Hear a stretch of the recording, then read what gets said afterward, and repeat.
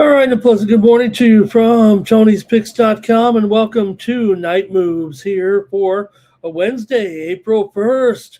Hey, no fooling here. Let's have a great sports betting day. Let's make sure we have some luck here today on April Fool's Day. Got a lot of daytime baseball action on Wednesday, the first real, other than opening day, of first hardcore day of matinee action, getaway day here as we wrap up some series and move on here this week on a Wednesday. We also have big NBA slate, 3 games on the ice tonight and 2 games in the college basketball crown here in Las Vegas. Hey, we need a little college basketball in our lives here to get ready for the Final Four here this weekend. So hope you had a great sports betting day. I was up and down for sure here on the site today. 3 wins, 4 losses. Going to have to get it going here on Wednesday. Going to have to be ready for the weekend. And thank you for joining me here on the show. We'll recap a little of the action, let people file in here for the previews of the games on Wednesday. But we did have some winners and results I want to talk about here from Tuesday night's action. Start here with Major League Baseball here on a Tuesday. We did have some winners here on Night Moves last night, and also some premium winners over at Tony'sPicks.com. Did bring home here a winner on Night Moves last night with the Texas Rangers in their win over the Orioles 8-5. The first 3 hitters in the Texas order had some hits for sure. They were knocking it in and also scoring some runs. They did the job there. Corey Seager, Danny Jansen, Ezekiel Duran homered for the Rangers. Zach Eflin did leave the game in the 4th inning with a sore elbow there. Not good as the Rangers win it 8-5 there on the road over the Baltimore Orioles. Also, Night Moves winner, Boston and Houston game to go over in a rout there. In that one, it was big time runs there. Houston was smashing in that game. The Red Sox really didn't have much for him. Yordan Alvarez, home run, RBI double as well. For Houston, no one has a better average in the history of baseball against the Boston Red Sox than Yordan Alvarez, the greatest hitter against the Red Sox ever. Yordan Alvarez, he dominates against the Red Sox there. Well, at least we had the over there in that one. Also, we had the under in the game between the Yankees and Seattle there on Tuesday. It did go under there with that game out on the West Coast as the Yankees were able to get the win there, shutout win 5-0 behind Max Fried there in that one, as Giancarlo Stanton had an RBI single and an RBI double for the offense there for the Yankees in the shutout win over Seattle on Tuesday. Also, Night Moves winner here with the Toronto Blue Jays there against the Colorado Rockies with Scherzer. We did lay the run line there in that one as they were able to pick up a 5-1 victory in that one. As Scherzer looked pretty good. Not going to give it on him too much here. He did do the job there, and the offense did the job as well in the 5-1 victory there for the Blue Jays. Scherzer, 6 innings, 1 run. That'll work. Also, here we had the under in the game between the Angels and the Cubs there on Tuesday, 2-0. Angels did it. Jose Soriano, 5 innings, no runs, 2 hits. Logan O'Hoppe, 2-run single. That's all they needed. We said the wind was blowing in, and it was 2-0 there. Angels got the only 2 runs they needed in that one to get the win. All right. We also had a premium pick winner with the Arizona Diamondbacks there late night. We did have the over on night move, so we had a good game there in that one. Arizona won it 7-5. That was our only premium winner in the major leagues. I went with Seattle and also had the Cubs in those losses. But Arizona did get it done for us as they were able to beat Detroit there 7-5. Rookie Jose Fernandez hit 2 home runs in his MLB debut. Arizona scored 6 runs in the 8th inning. They were trailing 5-1. So Detroit had all 6 of its hits in a 5-run 3rd inning. That was it, as Arizona got the win at home, and I had a premium pick winner in that one. And also, late night, did have the Dodgers here on the run line last night here on Night Moves, as the Dodgers were able to pretty much rock their 4-1 over Cleveland. We also had the under on the drive-through yesterday evening, so we had that game zeroed in. Who didn't? Shohei Ohtani allowed 1 hit in 6 shutout innings for the Dodgers. Max Muncy homered, and the Dodgers are at 4-1 here to start the season, as Andy Pages also had an RBI single in that one. We'll preview those games. And this is despite the fact that the Dodgers with the Ohtani, Freeman, and Tucker are hitting below 200 combined. But doesn't matter when you got that kind of pitching there. They were able to do it there. All right, and there were some other games that I didn't have some winners on, but I thought were of note. Of course, the Giants beat the Padres 9-3. Willie Adames 4 for 5, a home run, 2 RBIs, and led off the game with a home run. Jung Ho Lee 3 for 4 with 3 RBIs. The Padres are 1-4 to start the season here. A's over the Braves. Shea Langoliers, the guy that I have all my prediction. One of those sites where you pick a player, and if they do good in their career, you got your. I put all my money in on Shea Langoliers 3 years ago. Hopefully, it's starting to pay off right now. There, he had a big 4th home run of the season. He's been crushing it here. The relievers didn't allow a run. Savali got the A's first win in 5 games this year in that one. Marlins over the White Sox. Liam Hicks homered for the 4-1 Marlins. Miami's bullpen did the job. 14 outs, no hits. And how about Xavier Edwards of the Marlins? He's batting .421 to start the season. Also got a note. Phillies and the Nationals. 3-2 Phillies with the win. Andrew Painter struck out 8 in 5 1/3 innings in his major league debut last night for the win. Schwarber Garcia homer for the Phillies. The Phillies top of the order isn't hitting very well either, but they did get that win yesterday, 3-2, holding off the Nationals. All right, let's say hello to some folks in the chat. I know there were a couple games in there as well. Braves lost to the A's. Jack Wilson, 2 RBI double. Brewers over Tampa Bay. Brandon Woodruff, 5 innings, 2 runs in his first start of the season. Mets lost to the Cardinals. Ramon Urias, home run for St. Louis there in that one. I think that's all the finals there. I think covered something at least on every game. We say hello to the folks in the chat as we get ready for the show here on Night Moves. And it's going to be West Up Parlay. It says Dodgers, Lakers, Luka, Ohtani. Life is good when you're in L.A. Moon Man, he's here, ready to go, and he says he's ready. He's ready to go. We need to get him early because the games are starting early down under, and we're already on the air after the game's already started. West Up is cashing there with those, and got my money on my mind. He says hello to Tim in the chat. Let's see, Mr. Wesker's joining us here today as well. This evening. And let's see here. James Kelly there. He took the Blue Jays there on the money line in that game against the Rockies. Man, the poor Rockies. there. Dodgers also, man, confident win there for those Dodgers. Max Muncy went deep, of course. All right. Thanks for being here, everybody. And I think we covered everybody in the chat. So, oh, Fish Den's here. Fish Den's here. Yeah, Fish Den. By the time I get rolling around, getting on the air, I'm not trying to keep you guys. I just want to have a good show, and I try to get all the information I can together. And I'm usually pretty rushed. I'm a rushed guy, always trying to get the best get the best show, get the best stuff on the air. I don't know, it should be worth the effort. Just get on the air. All right, AOD.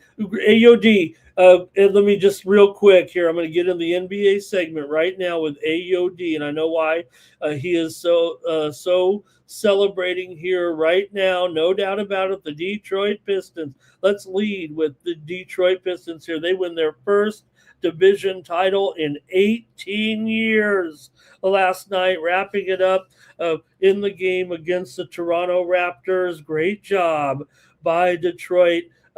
Monumental season here right now for the Pistons as they wrap up the division title there last night. Congratulations, AOD and the Pistons fans there. We cover some of the games from last night and see if we had any winners here on the show anyway. Try to pick some winners. I don't know if we had as many as I would have liked, but we did have a few here.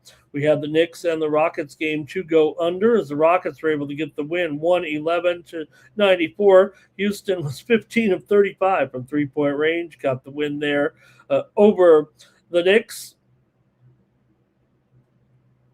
And also here, Night Moves winner, Milwaukee Bucks.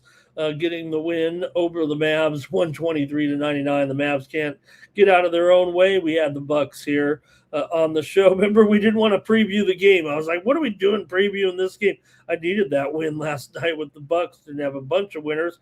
We did have the Cleveland Cavaliers and the Lakers game to go over. Luka, 42 points, 12 assists for the Lakers there, giving us a winner in that one. And that was really it for the winners for me on the show. Some other finals in there were Magic over the Suns. I had the under in that one, just snuck over 115-111.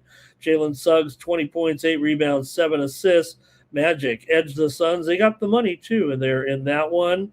And Hornets crushed the Nets 117-86. They're in the playoffs officially here as the Hornets got that win. I should have mentioned that one, right? I think I skipped that one. That was a double winner, actually. We had the Hornets here on Night Moves last night in the victory, 117-86 as they crushed Brooklyn, and that was our winner over at Tony's Picks as we had the under in that game and did go well under the 219.5 with 203 points. So, all right, I think that was it there in the NBA.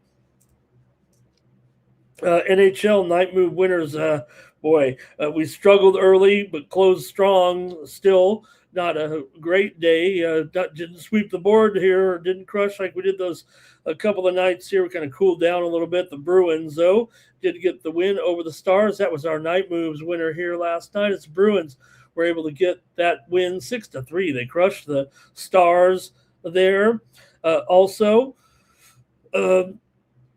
Yeah, like I said, trying to find the winners here on Night Moves last night, but we did get them kind of late there at a winner, a premium pick over at Tony's Picks with the Washington Capitals over the Philadelphia Flyers. They cleaned them out 6-4. Also, Night Moves winner, Carolina Hurricanes over Columbus, 5-2. Night Moves winner, Winnipeg in overtime over the Blackhawks, 4-3. We did lay a little bit of a price on the road there, but that's okay. And then we had the Edmonton Oilers on the puck line over Seattle, 3-0 win. Edmonton, gosh, man, get a lot of credit here for Edmonton after losing Draisaitl. They've been almost, I don't want to say they've been better than, because that would be very disrespectful, but they've shown a lot of heart. They have played better. It's such a short sample. You really can't say it like they played better, but they have played very well without Draisaitl in the lineup. They've really checked it up and looked really good here over the last a week or two since he's been out of the lineup and out for the season, obviously. So just 3 games on the ice on Wednesday night. We'll look at those here and previewing all the games tonight except for one in the NBA that got kicked to the curb. But let's get back to it and let's get started here, I think, with our show. A lot of day games here, so we're going to be previewing day games in Major League Baseball. Hope you're ready to get up and at them here early on Wednesday. I left that Detroit basketball up there the whole time with the AOD so we can do a victory lap here. Let me see who else was talking here. Mr. Wesco's had Portland Moneyline Parlay. And let's see here. Anybody else going on here? Just the crew. I'm just going through, make sure everybody's here, make sure I don't miss anybody new. LALB, he's not new, but he's here for the first time tonight in there. He's talking about his record over there. It's LALB hanging out in some chat rooms across YouTube. And I think that might be it right now. They've got to get started with the show here on Night Moves for Wednesday. Want to be able to at least tell what day it is here. We know maybe we shouldn't, right? Maybe we shouldn't here for our April Fool's show. We don't want to have a losing day on the April Fool's show, but all right, let's get started. We got to get started here with the show, and we got Major League Baseball here for the action on Wednesday. Let's get it started, shall we? Top of the board here. Make sure I got the right order tonight, right? In chronological order here, a little bit. All right, I'm ready. Thank you, everybody, for being here. Here we go. All right, the Athletics are going to take on the Braves, and I don't know who Salera is, but I think Sale is pitching here for the Braves. Boy, we couldn't even get the first graphic up there before we had a problem there. Oh, you know what, guys? Let me. I hope my boss doesn't get mad here. Let me forgive me here. Let me go over to Tony'sPicks.com. That's the reason I'm here, is to talk about our website, you guys. I'm sorry about that. We'll get the previews going in just a second, but let me go over to Tony'sPicks.com and take a look at the handicapper leaderboards and see who's hot. I mean, come on, I'm here for one reason, and that's to promote our website and to talk to you guys. But I want to share with you everybody who is hot here on the site. Okay, here we go. Sorry about that. Go over to Tony'sPicks.com. Check out our premium picks. Our best bets are over at Tony'sPicks.com. You see me on a lot of shows and a lot of across the YouTube here, but this is where I always start. And we had some cappers, a pretty good day here. David Racy, 5-3. Ron Hahn won his only play. Nick Lagaretto's 2-1 yesterday. Ron Crawford 2-1, and Double Shooty was in the green. A little bit of a slow day here for the crew, but we'll pick it up here on Wednesday. Tony T's not going slow. He's been hot here over the last week and more, but he was 14-3 here for the last week, 10.5 units. David Racy up 10.25 units here so far over the last 7 days. Also, you got Ron Hahn up there over 8 units, 10-2 record for Ron. Nick Lagaretto showing a great record too, nearly 6.5 units. Double Shooty up there over 4 units last 30 days. Shane Mickle up 15.5 units. Brian Bittler up 14.3 units. Bo Dunn's up 9 units. Tony T, he's rolling the blazing sevens down there, 7-7-7, and Nick Lagaretto's in the green over the last 30 days. Click on the Premium Picks tab. That's where you'll find all the packages from our cappers here on Wednesday. We got some guys lined up, ready to go. David Racy's got his Wednesday afternoon MLB total ready to go. Also, with our matinees here, everybody's ready to go with the day games, and including Chris. He's got NBA Slam Dunk, actually, for the evening action there. And also, I think that's it from the handicappers who are ready to go with some packages tomorrow. So check us out over at Tony'sPicks.com. Click on the All Cappers tab. That's how you can find the handicapper of your choice. Click on their handicapper profile page, and that's how you get signed up. you can ride with me here. You see, I got a lot of sports that I kind of excel in here. And check me out over at Tony'sPicks.com. Ride with me here, 3-day all sports pass. Get you through to the weekend. When we get to the Final Four, sign up over at Tony'sPicks.com. Grab 3 days for $99 over there at Tony's Picks, and hopefully we get those winners rolling there. I had a few there with there you see the Capitals there.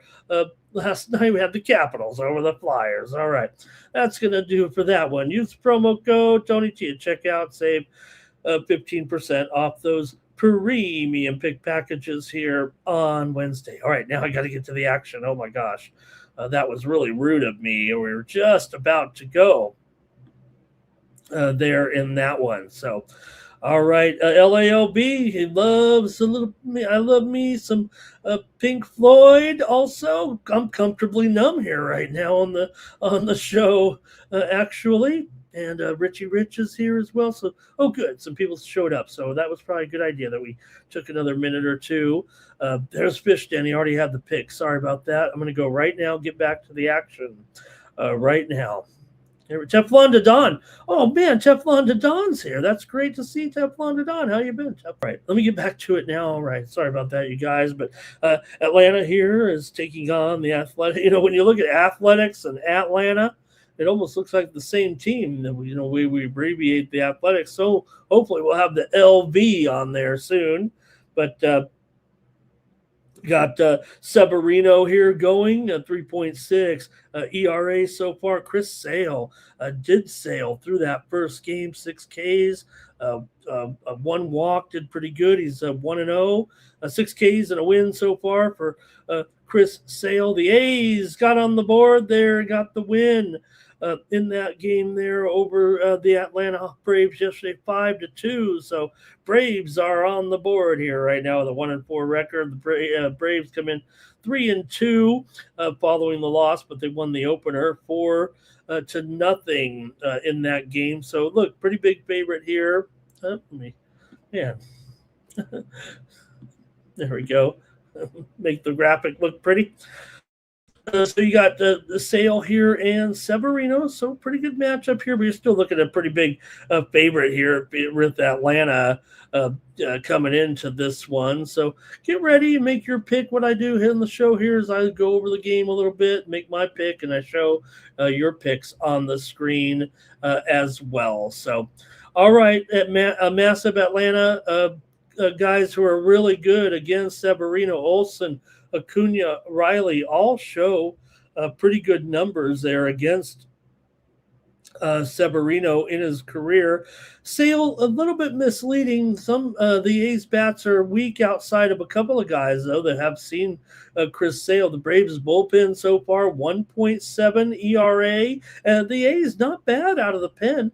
2.66, but Atlanta's probably going to have a little bit of an edge here still in this one. But let's see what you have with this matchup between the A's and the Braves. Game 3 of the set here in the middle of the week. Getaway day here with this one at 12:15 Eastern and 9:15 Pacific time. So we're up and at 'em in Major League Baseball, and I want to hear from you in the chat.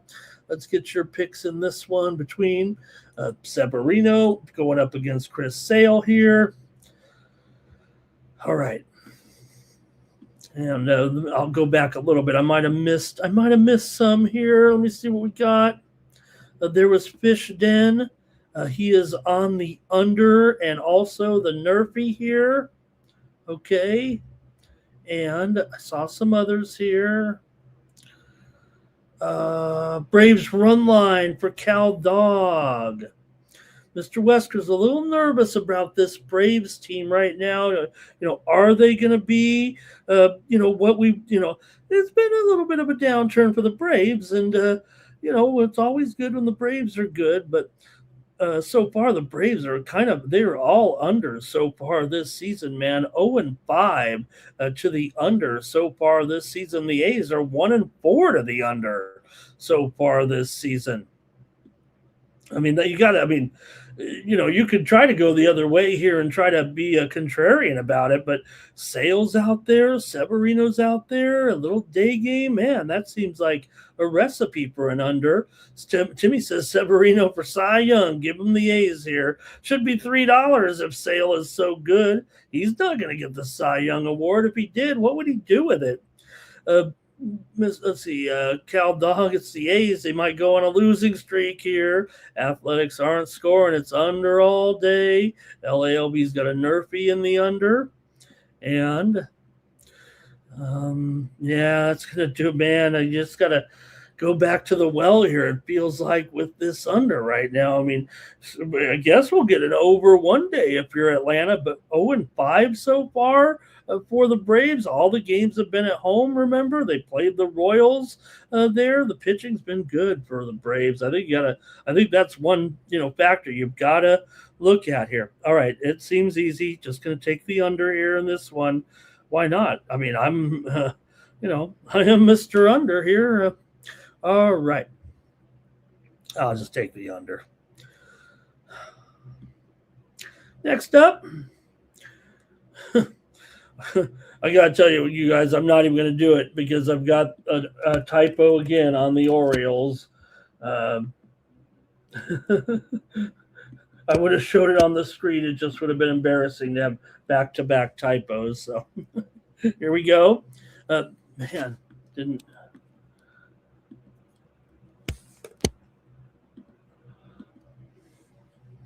Rangers and Orioles Major League Baseball action here for a Wednesday on getaway day here, 12:35 Eastern, 9:35 Pacific. The Rangers come in on a 4-game winning streak here. Nathan Eovaldi, 9.6 ERA, 0-1 record so far for Trevor Rogers here. He was strong in his first start of the season coming in for Rogers. No ERA, a 1.0 whip, 5 strikeouts in that season opener, and he looked good for the Orioles here. Actually, the line here, $1.20, just come out here, kind of the late line here a little bit. I'm just writing it in here. Every game had a line except for this one, I think. So you got the Orioles here, $1.20. Orioles have lost 2 in a row coming into this one to the Rangers here. Rangers won so far 8-5 on Tuesday, and they won Monday's game 5-2. Did the Rangers. So they've come in here to Baltimore, kept it going right now, improving to 4-1 so far this season. The Orioles are now 2-3 coming into the campaign here. See what you guys have here with this one, and so far Baltimore 1-3 to the under as a favorite, but the Rangers are 3-1 to the over so far this season. So let's see what you guys have here in this one between the Rangers and the Orioles here today. I want to hear from you in the chat and get your pick on this one.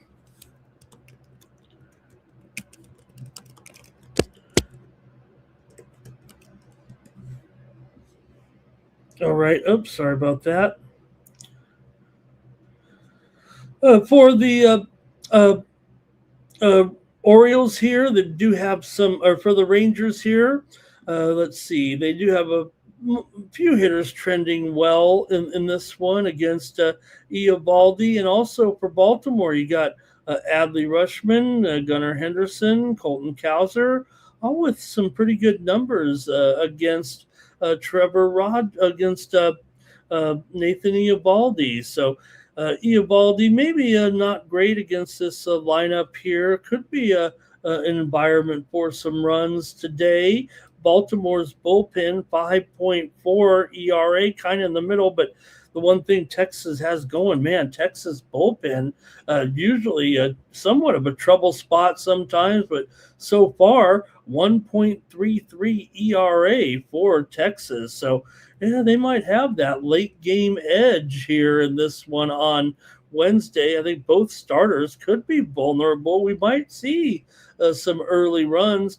Orioles lineup dangerous versus left-handed pitching here right now. So, man, let's see what you guys have in the chat in this one with Eovaldi against the left-hander Rogers. Like I said, I'm just punching this number in because not every book has this number out right now, and I just saw it for the first time as I was getting ready for the show. Actually, this one I said was late to market, so Texas bullpen dominance could be the actual separator in this game. Maybe the first five could be kind of an Orioles game, and full game could be Rangers. Actually, I don't usually break it down like that, but just looking at these numbers like this, you got this Orioles lineup right now. They are, I don't want to say bottom of the barrel so far. They certainly should be better, but it's not necessarily a great matchup here for this Orioles lineup against Eovaldi. I mean,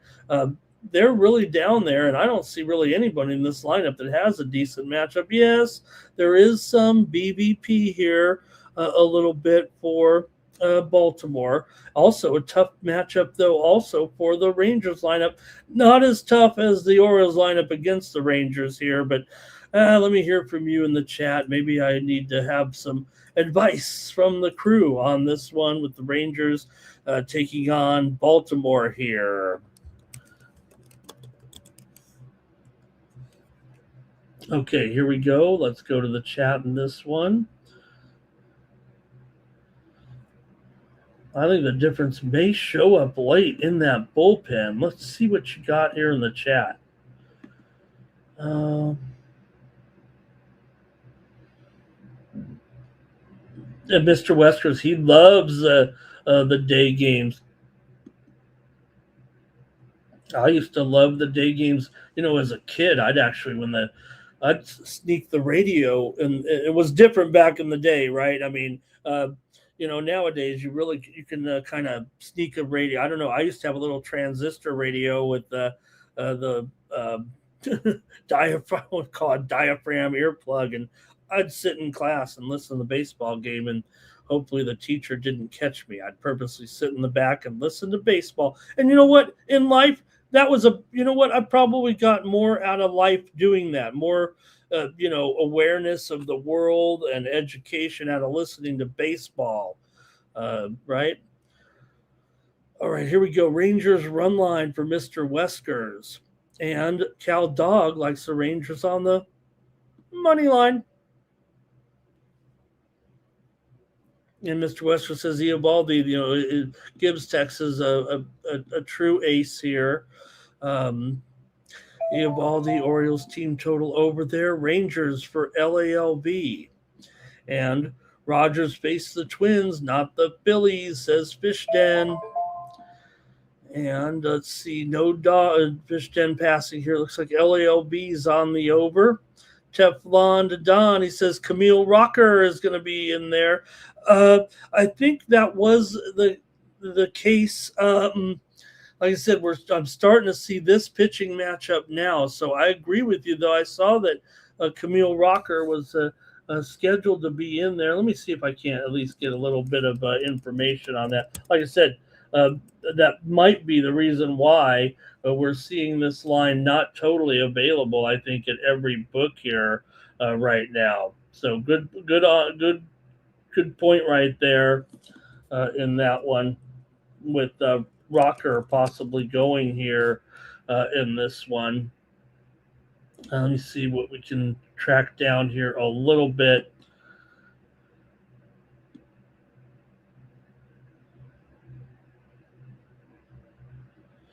Yeah, we're going to have to wait a little while longer. Rocker not ready to go yet. Eovaldi has been announced officially as a starter, and that's why I think we're seeing this right now. Rocker may be available in the bullpen, actually. He was supposed to start, but they've made this move here right now. So thanks for pointing that out, though, because I do remember seeing that. Thank you, Teflon. He likes the under, though, if that is indeed the case. And Fishden says, day games seem to go under. And AOD, Yeah, AOD. uh, I used to, man, because we didn't have as much sports. I would actually get up a little bit early and go the opposite direction of school. I'd ride my bike down to get USA Today because we take it for granted now. Whatever, nobody even knows what USA Today is hardly anymore. But it was just the most spectacular sports page, with all the stats, color pictures, in a newspaper. Who'd have thunk it? And also later on, another publication which was awesome, a week daily, but it only lasted for a couple of years. If that was the national, it was a sports page, a national sports page that came out daily. I used to love that, but that was back in the day, and we were talking.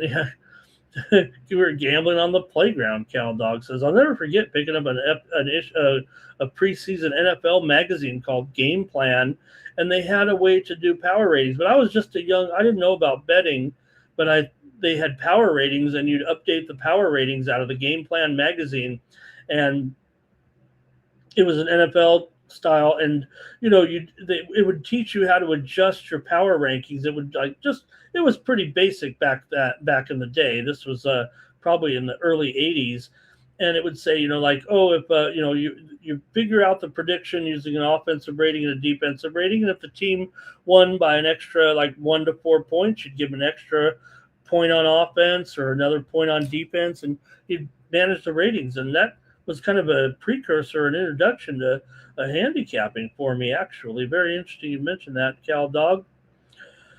All right. So, yeah, we got the old guy chat in here.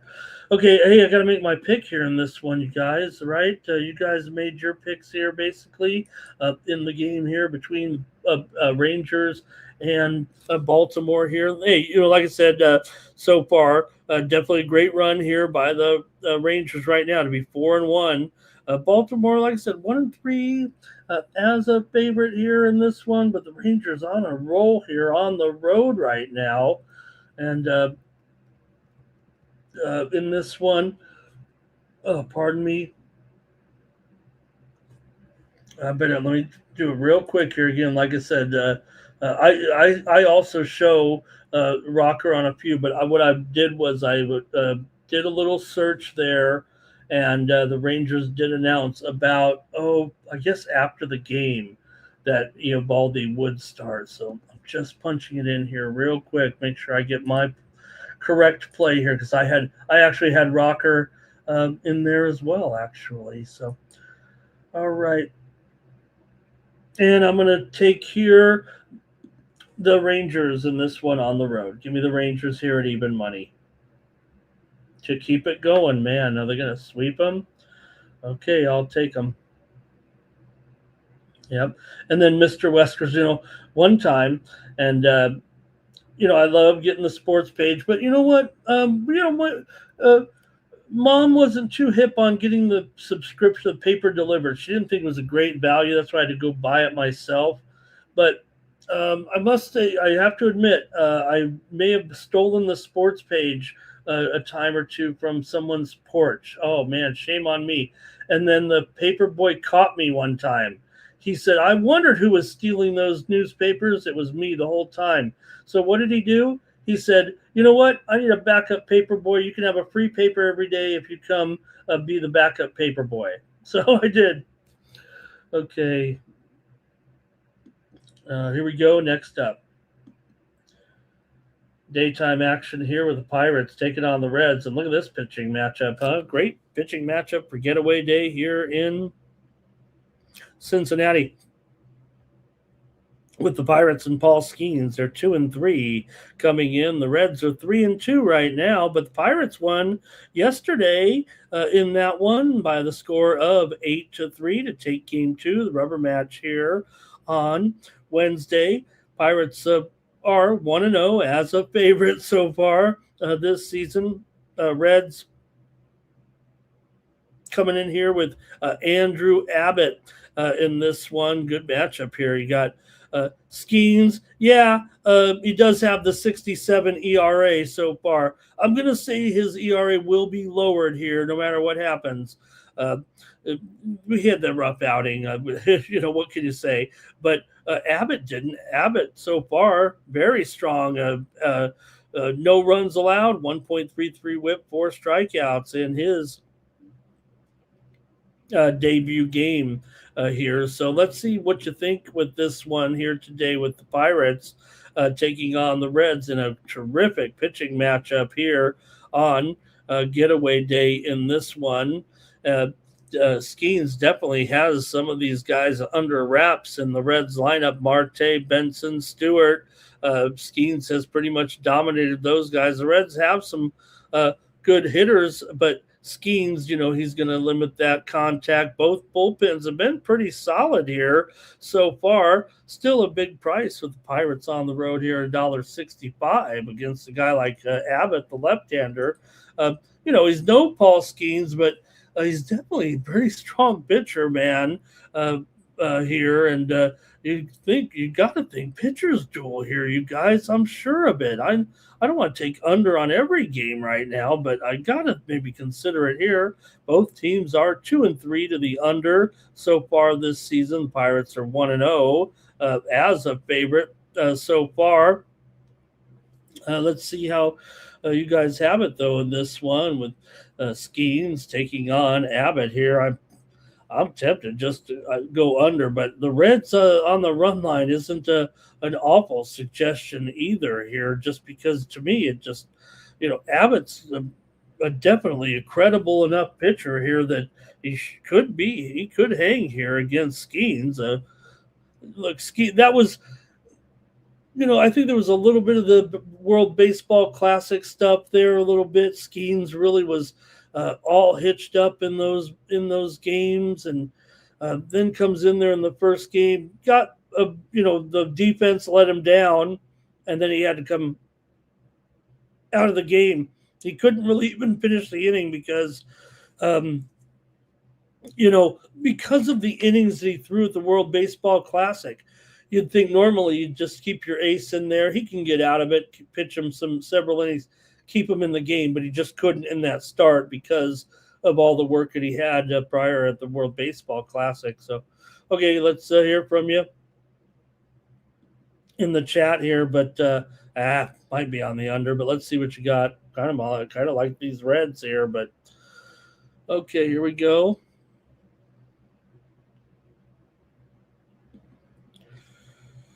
All right, Nerfy in first 5 under for LALV. And Reds here money line because Mr. Westerns likes Abbott too. We've been on Abbott here for 3 years, it seems like, right? We called him Awesome Abbott back in the day. Timmy Choo Shoes likes the under here. Mr. Wesker's on a Nerfy. Also here, under for Fish Den. O'Neill Cruz had another bad night tonight in that game. Good thing he can hit because he almost blew it again with his defense. First 5 under, and Skeens. There's no doubt, we make the excuse for him for those 2 plays that O'Neill Cruz made, but he was having trouble. Guys were getting on base, and that's what put him in position when that ball went over O'Neill Cruz's head there the first time. I mean, it was on Skeens there in the beginning. Yes, O'Neill was the one who made the big error and let all those runs score, but he was filling up the bases, putting himself in a bit of a jam. Even before that, I think he had gotten a visit. So, okay, let's see though what you got here, man. I do like this under a lot in this game, but I like what you guys say. I'm gonna take Abbott here on the run line to hang in here. It's not a terrible price at all. In fact, I gotta like it. Yeah, maybe you just want to take the Reds out right here, but that plus 1.5 minus 120. Give me the Reds here on the run line, but I'm going to be on the under somewhere out there.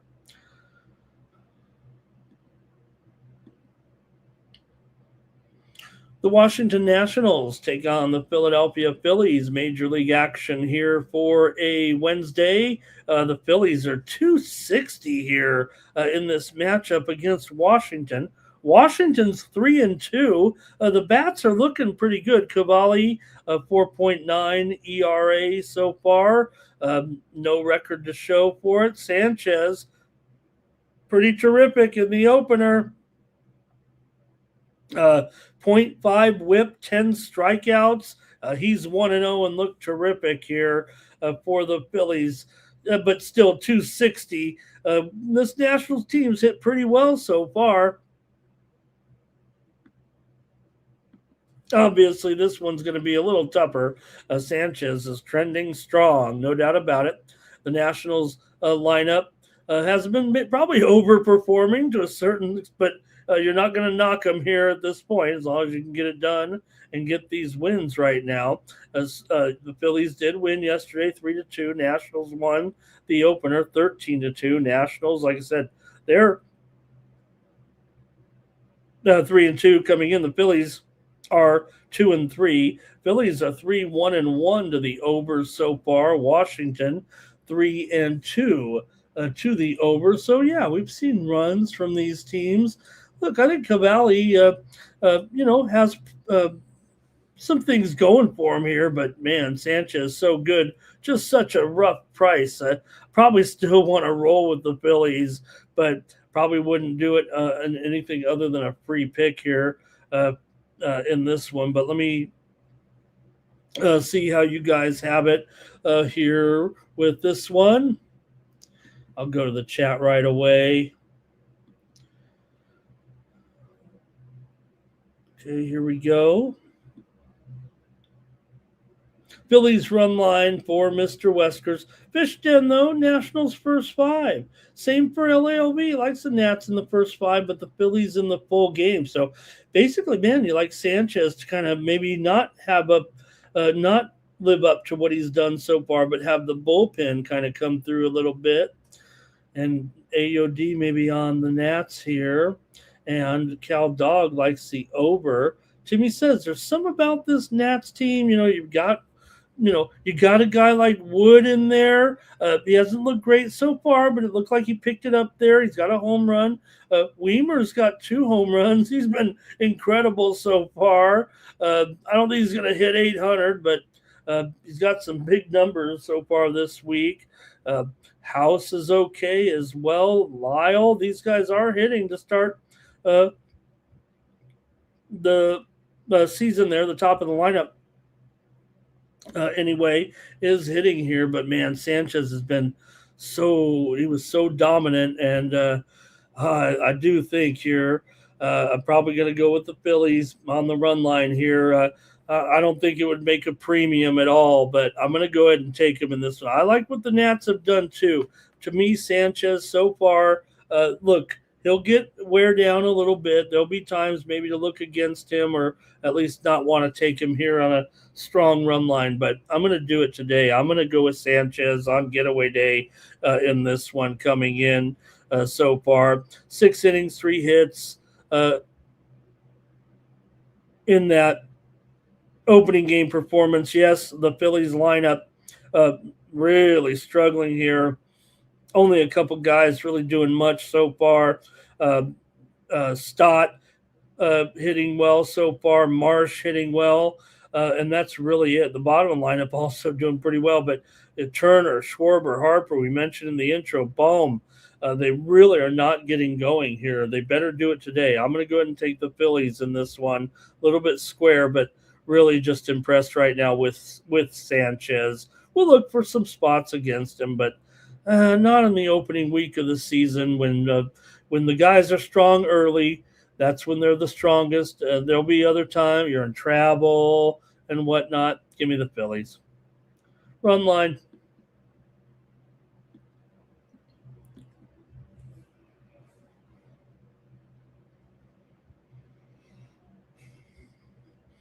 Colorado Rockies and Toronto Blue Jays. You got Freeland here going for the Rockies in this one up against Kevin Gausman. For Freeland here, 4.15 ERA and 0-1 record for Gausman here, 1.5 ERA, no record to show so far. 270 here for the Blue Jays in this one. And, well, yeah, you are dealing with the Rockies here. But, I mean, Rockies, come on. They won the first one, 14-5. Did lose yesterday, 5-1. Rockies 1-4 so far this season. The Toronto Blue Jays come in here 4-1. Definitely look like one of the best teams in the league so far, particularly offensively. No beating around the bush here right now with that Toronto offense here looking pretty good so far. So talk about this one a little bit here. You got Colorado on the road and their bullpen, 5.14 ERA so far. That's about usually where Colorado is midway through the season, maybe even a little higher in the bullpen. Toronto offense heating up, strong top end bats here. Yeah, maybe they haven't been overwhelming, but they've been good enough for sure. Some of these guys, Blatty looking good. Okamoto, what can you say about Okamoto so far? Doing well. Also, Ernie Clement and Miles Straw, Andres Jimenez at the bottom, looking pretty good. You still got to pick it up a little bit with Springer, with Alejandro Kirk, but Kevin Gausman. There are some guys on this Rockies lineup that's got some success against him, but again, this Toronto offense right now really poised here. I might be laying some run lines here. That's all I can do here. This one too with Toronto against Colorado. You can find a way to get cute here with Colorado, but I just can't right now. And I'm going to lay the Blue Jays here on the run line at -1.5 at minus $1.30 at this point.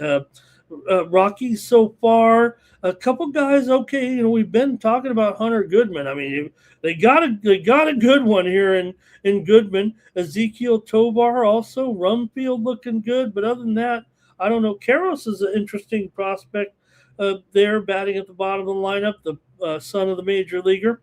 But also, McCarthy, what's going on? Castro, not good. Beck here. Brenton Doyle should be better. So I'm going to go ahead and take a run line here with Toronto. Might be too easy, but let's see what you got in the chat. Look, I mean, some favorites are going to win. Here we go. Springer for an RBI for Timmy. Gausman 6+ Ks, says LALB. Cal Dogs on the over here. Gausman, just a .17 whip in that first game, 11 strikeouts, 1 hit, no walks. He was dominant in that game. Fish Den says Colorado +1.5 there. Wants to consider the dog. And for Freeland, he went just 4 1/3 innings there in the opener, gave up 2 runs, 2 walks, 5 hits. Not great. So I'm just going to have to take the Blue Jays here in this one on the run line. All right, these are still matinee day games here. We're early, 1:10 Eastern, 10:10 Pacific. You've got the White Sox here taking on the Marlins, still looking good. Yeah, the White Sox were able to get that first game of the series, but Toronto came back yesterday with the win, 9-2. Or Miami came back with the win, 9-2 to get that one.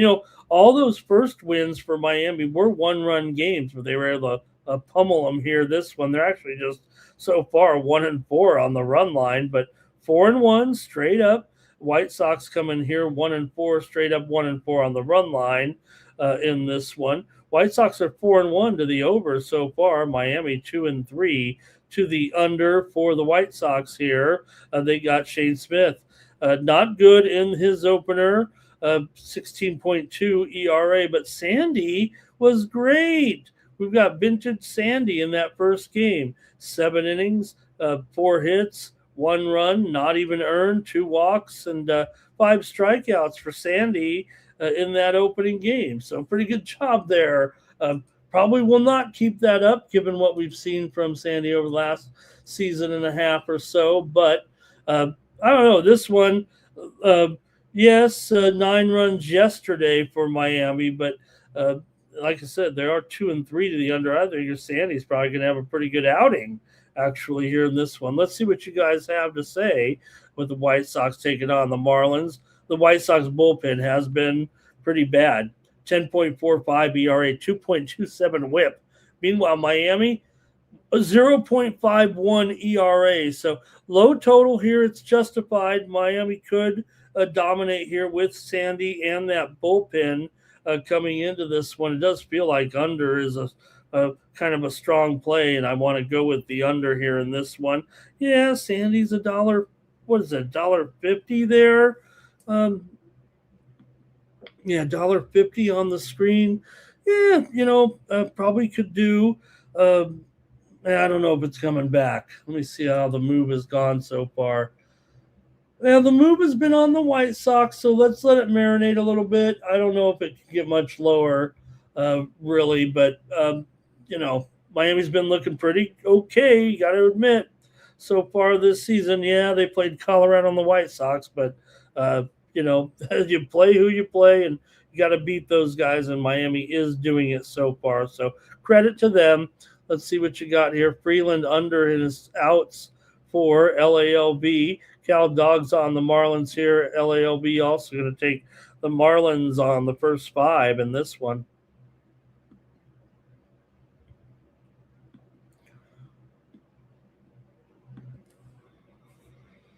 Mets and Cardinals here on getaway day. And you got the Cards here with Matthew Liberatore, the left-hander, going up against Freddie Peralta in this one. So, okay, good matchup here with the Mets coming into this one. 3-2 right now. Cardinals are able to get that win there yesterday over the Mets. Beat them 3-0 in a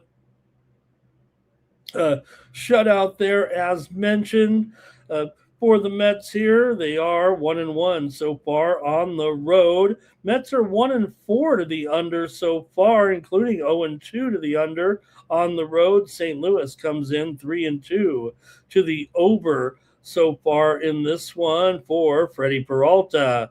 7.2 ERA, but he did win that first game of the season. For Matthew Liberatore, 1.8 ERA, did not register a decision in his first game of the season.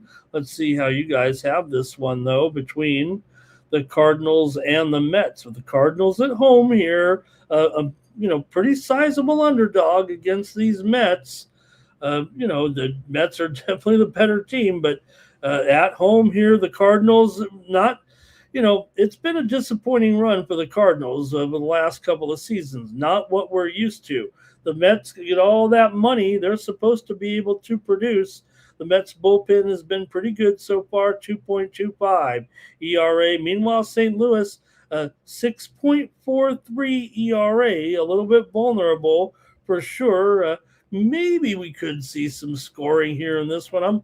I might be looking for an over somewhere. I don't know if this is going to be it, but we maybe late the runs could come in. Still want to consider the under right now. I think Freddie should be much better in this game against the Cardinals here.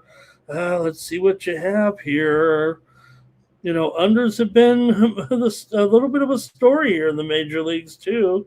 And that's good news for me. But let's see what you've got in the chat. Man, we got 4 dozen of you in here right now talking baseball with me. Please comment in the chat if you'd like. Okay, here we go. Mets here for LALB. Timmy's going to go over in this one. Cal Dog's got the Mets on the run line here. And maybe I'm the Undertaker. Look, so far, Soto. I don't know. Mr. Weskers gets on him, but so far, I mean, you got to think that Soto, these are pretty good numbers here so far. Frankie Lindor, though, struggling. Bo Bichette, yeah, he got booed at home, did come through on the road that first game. He's still not really looking that great. Luis Robert, pretty good. Polanco could use some work. Semien might be, on the downside for sure. Uh, uh, for the Cardinals here so far. Weatherholt has been terrific. We'll see how Weatherholt holds up through the through the spring here. Herrera not looking good. Burleson though doing well. Mason Wynn, not great. Gorman pretty good. Walker's been hot. Okay, here let's see. Fish Dens on the Mets here on the run line. Peralta for 5Ks, says LALB back in that for the Mets here. Jimmy says when it's overcast, and I finally got burned a little bit there. I thought the weather would kind of keep the runs coming here right now, but it hasn't totally. And are expecting showers here also on Wednesday in this game. About a 50% chance of rain here throughout the contest. There is a chance this game could even see postponement. 20% chance according to the AccuWeather Sports here. So, all right, let's see though. Well, here in this one, I'm going to go with the under in the Mets and the Cardinals. Give me the under here. I might be interested though in that run line with the home team again. Okay, next up.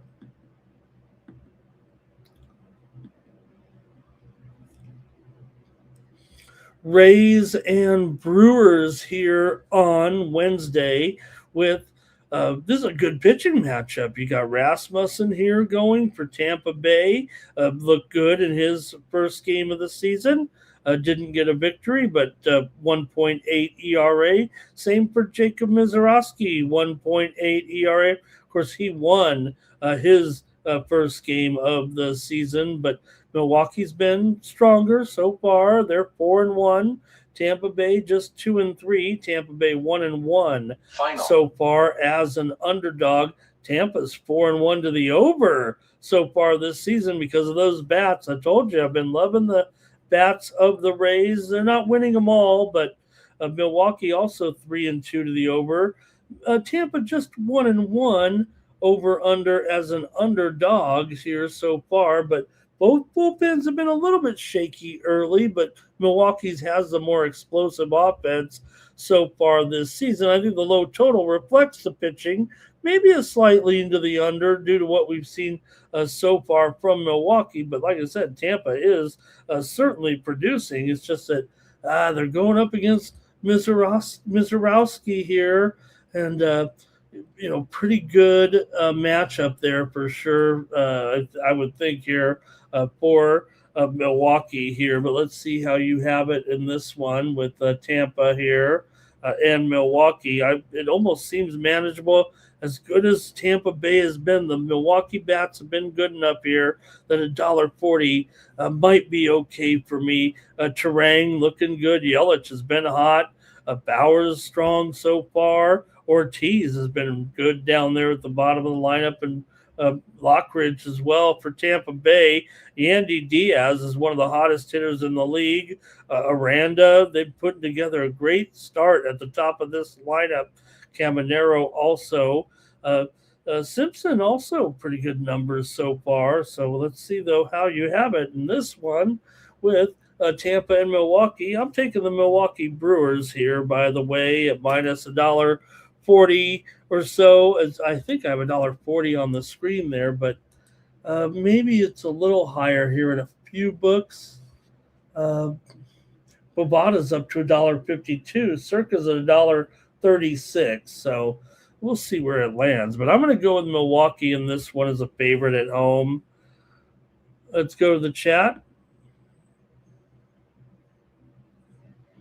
And I think Timmy wants to go over here. LALB, Brewers and over. Cal Dog on the over. He says one of these guys might not make it to the fourth inning. Was Mizorowski, is he going to, burn himself out a little bit? Is that what it is? He had 11 strikeouts in 5 innings in his first outing, 2 hits, only 1 earned run and 3 walks.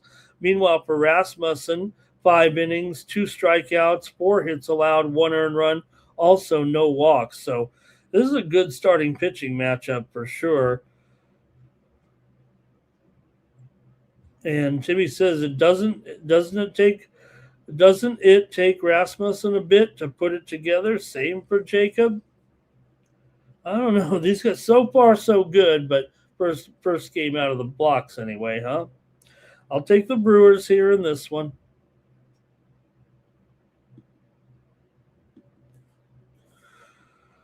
Okay, the Red Sox are at the Astros here, and the Astros are hot, and the Red Sox are not, and the Astros smashed them yesterday. The Astros smashed. Astros smash.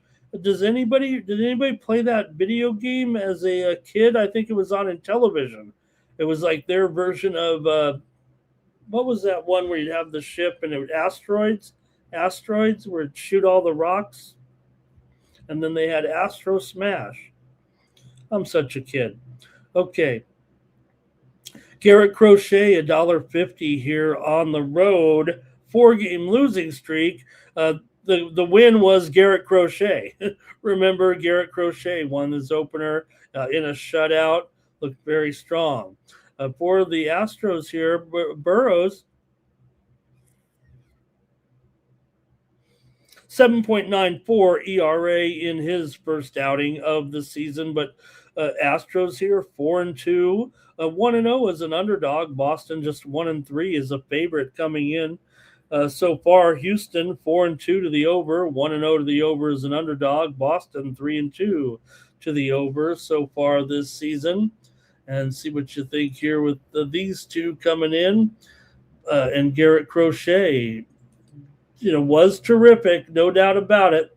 And I would think we're looking at two pitchers that might be dealing here again. 2:10 Eastern, 11:10 Pacific, with the Crochet on the road. Could be a little bit of a value spot here with Houston, as good as Crochet has been.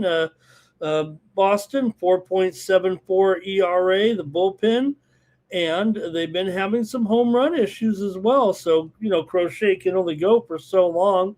The Houston lineup does have some power so far this year in the home run department. They've looked pretty decent with some of these guys. Altuve has a couple of home runs, and Alvarez a couple of home runs as well. So they've been able to produce those runs, and maybe we could see the Astros here as an underdog today against Crochet. The run line not too bad here at a minus $1.40. Love what Crochet is doing here, but can he spin again on the road in this one? Let's go to the chat here.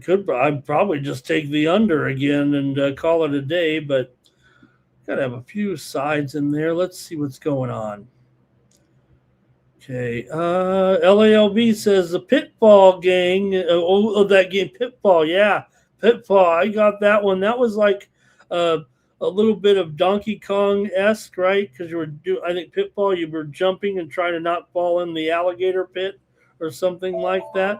Timmy says low totals for dome games, and Timmy says maybe the Red Sox get to Burrows. You'd think this offense could get going here for Boston right now. Roman Anthony, 235 early on. Trevor Story not really doing anything. Duran, nothing. Contreras, nothing. Only Abreu, really, and Narvaez are the only guys really producing much. Also, my man Marcelo Mayer, but let's see how long he can keep it up. LALB, first 5 under. And Crochet always going deep here, though. Timmy Tushu also first 5 under there. For Houston here right now, Altuve, like I said, not only the home runs, but he's hitting over 400. Jordan crushes this team right now. But how will it be when Jordan here is up against Garrett Crochet? But still, like I said in the intro, Jordan does have the highest batting, the best stats of any batter in the history of the Astros when going up against the Red Sox. Go ahead and give me the Astros here against Crochet. I'll try it with Houston here, plus 1.5 at minus $1.40. I'll try the Astros. All right, Richie Rich, maybe Houston over on their team total here, maybe? Jimmy Two Shoes under in the first 5. I'm probably going to like under in this game, but can't go under in every game, can I? I could. I mean, what can you say? Look, unders so far have been pretty strong right now in the major leagues here so far this season. It's been pretty solid here. All right, let me move on here right now.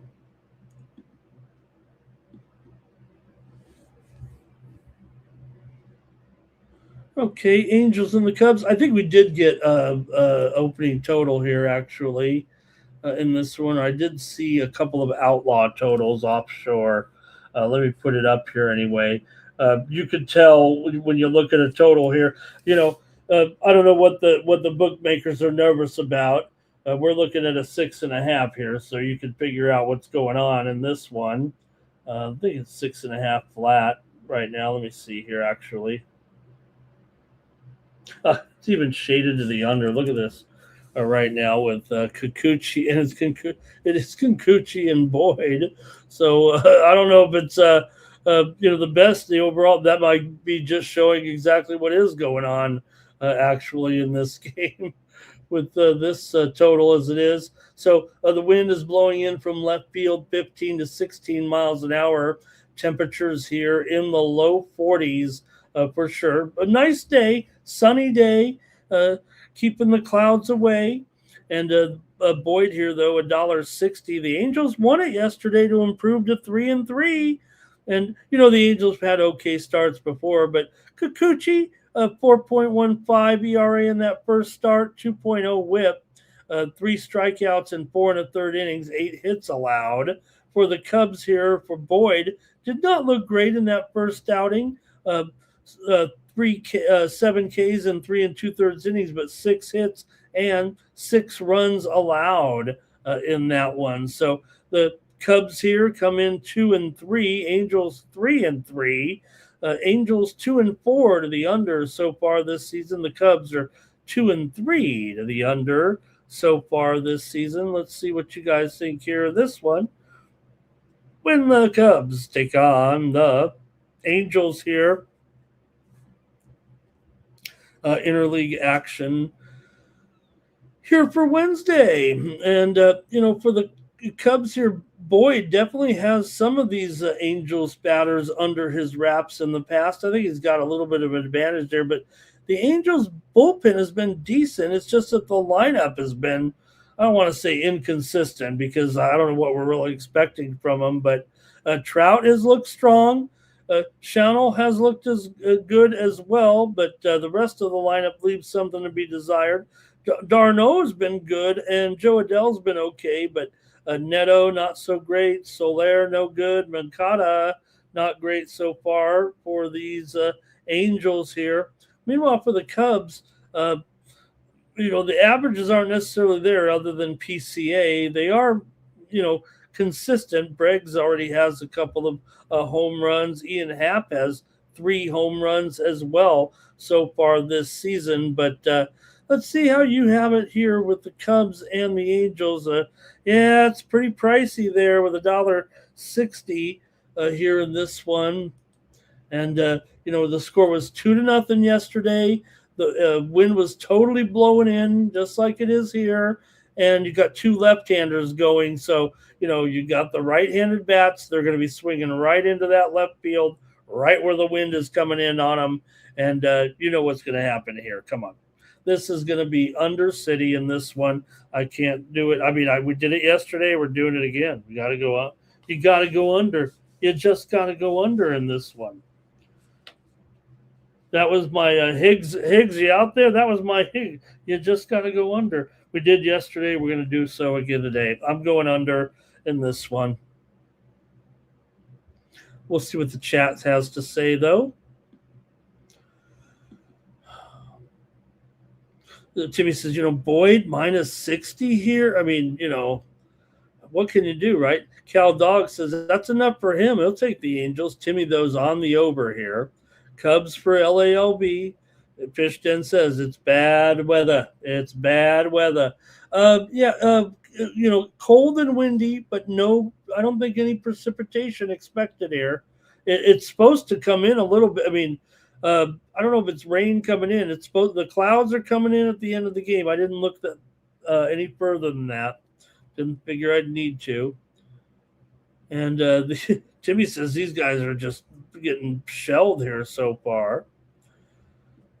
Jermaine, hello. And LALB talking a little soccer there in the chat. Tony asked me yesterday there on the show. I knew exactly what he said, the big story, because as soon as I got on the air, I was kind of like, I always try to have some fun with Tony and find some stories to talk about in sports or whatever. And I didn't know if I'd get to it, but I knew Italy. I just watched the game. Italy not making the World Cup here, basically for 3 straight World Cups. They only won the World Cup 20 years ago, and now it's been 12 straight years, basically, the 3 World Cups. Italy doesn't even make it. But it's tough in Europe. All right, let me keep it going here right now on Night Moves. We're going to go next up to... Oh, boy. Here we go with the Tigers on the road here with Tariq Skubal. $1.60. 8 under 20. Look who's pitching. Zach Gallen here. And you got the Tigers here coming in just 2-3 so far. They've lost 3 in a row, and Arizona's beat them 2 straight nights. Arizona here also 2-3, but they've gotten the win here 9-6, 7-5. Pitching has been rough here for Detroit, but at least they've got Tariq Skubal in here. This is why you have a stopper at this point. Detroit's going to have to be deeper in the starting pitching. Both these guys were excellent in their first starts. Skubal was, of course, in that opener.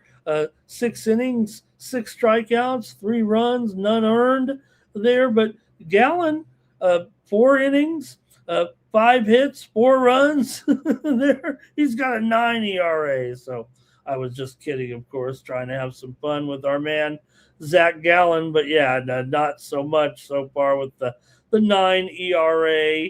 And you're going up against the Tigers team that, going to want to get a win, right? Tigers are 1-0 as a favorite. You know who was pitching in that one. Meanwhile, Arizona 2-0 at home. 0-3 as an underdog so far as part of that 2-3 record here coming in. But let's see the way you guys maybe would play this one with Detroit and Arizona here on Wednesday. I want to get from you in the chat. We're still in the afternoon action here. This one's actually at 3:40 Eastern and 12:40 Pacific time with these two.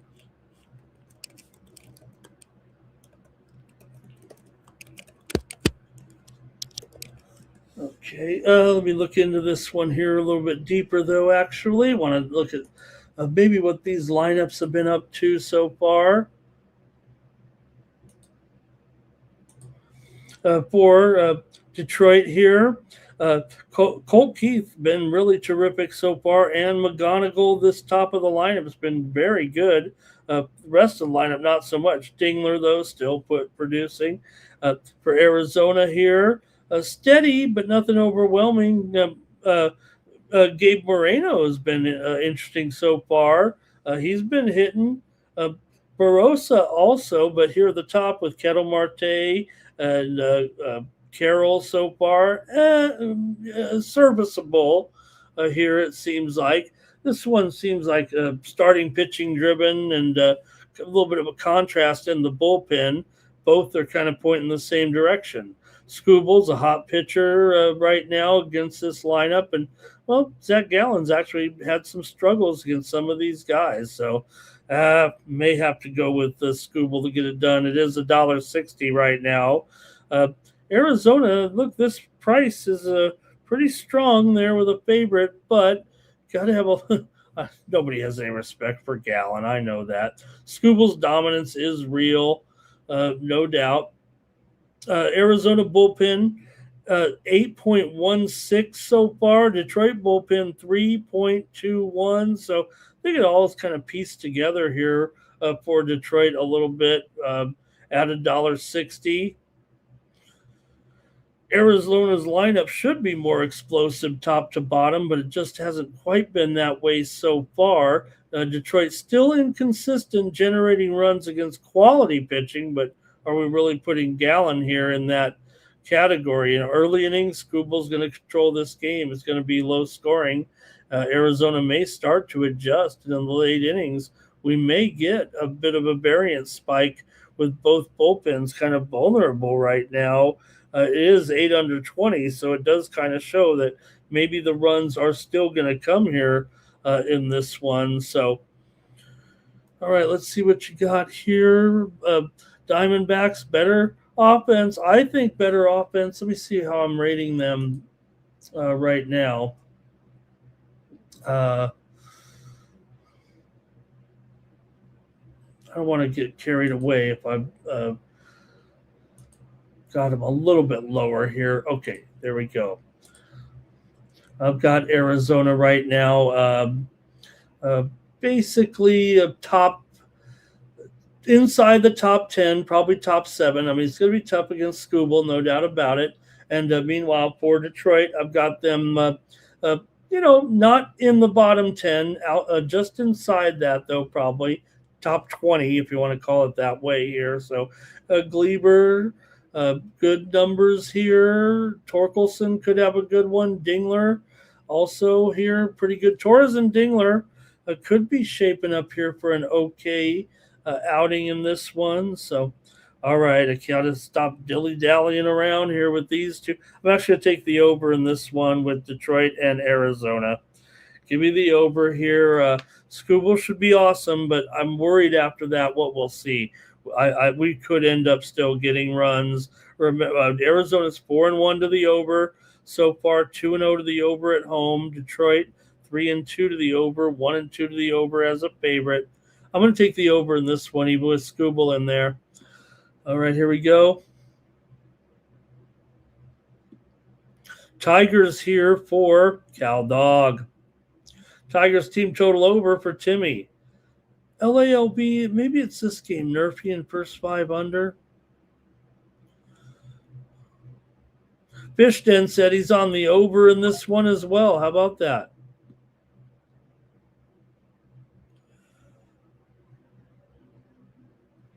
And Timmy says that Skubal here, 7 strikeouts.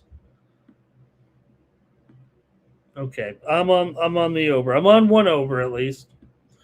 In a game with Skubal of all things. Okay, another day game here, 4:10 Eastern, 1:10 Pacific. The Giants riding a 2-game winning streak over the Padres here. Beat them 9-3 yesterday. Really got to them and clubbed them. Padres here just 1-4 so far. Herman Marquez gave up a home run to start the game, and it was just bad news from the outset. The Padres not looking great so far. I said, look, I've got my doubts. I don't mind the Padres. I don't mind their lineup. I'm worried about their manager here, but it takes more than just a manager. It takes these players too, and right now the top of the lineup not doing anything for the Padres here.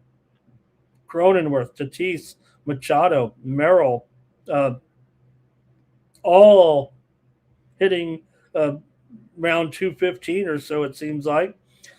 Probably could flip the lineup because you got Bogarts, doing okay. Laureano is the only guy really smoking it here right now. Castellanos, uh, look, the Padres are trying it with him right now, but I don't know if it's going to work out with him in San Diego. For San Francisco, their lineup hasn't really produced anything either. In fact, they've been downright bad, but Adames did uh, get the big home run there yesterday. They had not been hitting any home runs there really to start the season here, but you got Adrian Hauser here going for the Giants in this one, and for the Padres, Nick Pivetta. Pivetta got shelled in that first game. 3 innings pitched, 7 hits, 6 runs, 3 walks, 18 ERA, 3.33 WHIP. Not good here. So let's see though what you've got in this one. When the Padres host the Giants here on Getaway Day. Still, you got to think here with these lineups just not producing. I would probably still try to get in on an under here. The Giants are 1-3-1 to the under, 0-3-1 to the under as an underdog. The Padres are 2-3, but they're 0-3 to the under as a favorite, and they are a favorite here, of course, in this one. Let's see, though, what you think here. I'm going to go to the chat, see what you've got with the Padres and the Giants. The Padres bullpen's been okay so far, 3.0 ERA. San Francisco's pen has been solid, but I don't know if they're quite as deep as the Padres bullpen. Maybe a slight edge in lineup consistency right now for the Giants coming in, but I have a feeling I'm going to be on the under here. Let's see what you got.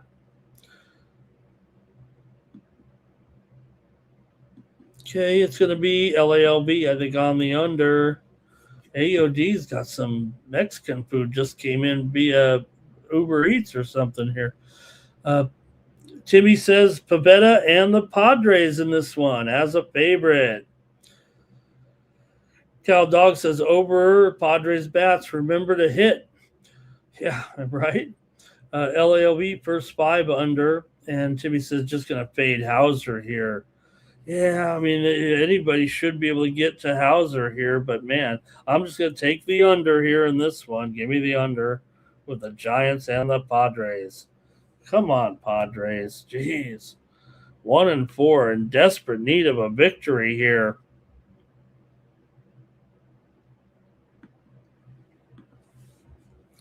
All right, we are into the action here. Still a day game here, 4:10 Eastern, 10:10 Pacific, getaway day. Yankees here with Cam Schlittler. He was good in that first game, wasn't he? George Kirby also strong here, so good pitching once again. Schlittler was incredible. 5 1/3 innings, just 1 hit, no earned runs, 8 punch outs for Schlittler. Pause before you say it every time. For Schlittler in that one. For Kirby, very effective. 6 innings, 2 hits, 1 earned run, 6 strikeouts in his debut performance as well. We're going to get a pitcher's duel here for sure. The Yankees were able to beat the Mariners 5-0 with a shutout. The pitching has been incredible for New York so far this season, allowing just 3 runs in 5 games. That was the 3rd shutout they've posted in 5 games so far. And you got Schlittler coming in here. Kirby's good too, man. This is a prime pitcher's duel, I'm afraid. Yankees are 4-1. This is the first time they've been an underdog so far. Mariners 3-3. Yankees are 4-1 to the under here so far. Seattle 3-1 to the over as a favorite so far this season. So see what you think here with the Yankees and the Mariners coming in to this one. I want to hear from you in the chat. Seattle's bullpen's been very good, 2.66 ERA and a strong whip so far. So not only are you going to get a good outing here from Kirby, they'll move right into a good bullpen. The Yankees offense has been volatile despite their record, I'd say, so far. You look at these Yankee bats here, Grisham, in the mid 150s. Judge hitting under 200. Bellinger and Rice are in the mid 250s here. Stanton's been good, no doubt about it. He's produced. He's scored. Does he lead the league in runs scored so far? Giancarlo Stanton. The Jazz has been not good, and Ryan McMahon not so good either here. And Caballero's been okay for Seattle so far. Brendan Donovan's been great, but Cal Raleigh, swing and miss for Raleigh. Of course, 11 Ks already this season. J-Rod, awful, dreadful so far in the 050 range right now. Arozarena, nearly 300. Naylor's looking for a hit. Naylor's looking for a hit. Luke Rayleigh's been okay so far. So let's see what you got, though, in this one. This one feels, dare I take another under and incur everyone's wrath in the chat? Does anybody even care? Let's go to the chat pros. Timmy says, dang under, I think. Yankees first five for Cal Dog. LALB, Yankees money line. Andrew must have had Freed there. Up one money is here. Give me the under in this one. I just got to take another under, gang. Under in the Yankees and the Mariners here tonight.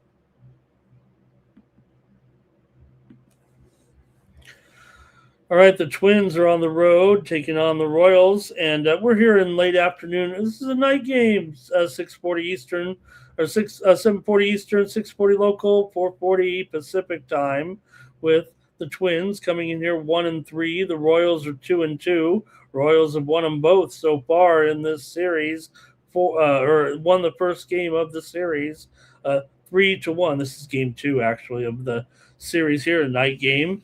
So let's see what you got here, though, with Cameron going up against Ryan here. Cameron, I think, making his debut. And Ryan, so far, looked pretty good in that first start. 5 1/3 innings, just one hit, 7 strikeouts, and a strong performance for Ryan coming in. Going against Noah Cameron, a left-hander here. For the Twins and Ryan, he's been solid, but Kansas City's offense starting to heat up here a little bit with Garcia, Witt. Those guys are looking pretty good. Kyle Isbell as well. They started slow. They're still not great statistically, but again, they are trending up. It feels like a little bit right now. Both bullpens are kind of mid-tier. We could see some late scoring with these teams, and yeah, this total's up there. This one actually could be close to the number. I still think the number is a little bit too high here in this one, but see what you got here. The Twins have been obviously not great so far, just 1-3. Ryan is the better pitcher here. We'll see what we get from Cameron in this one, but let's go to the chat here.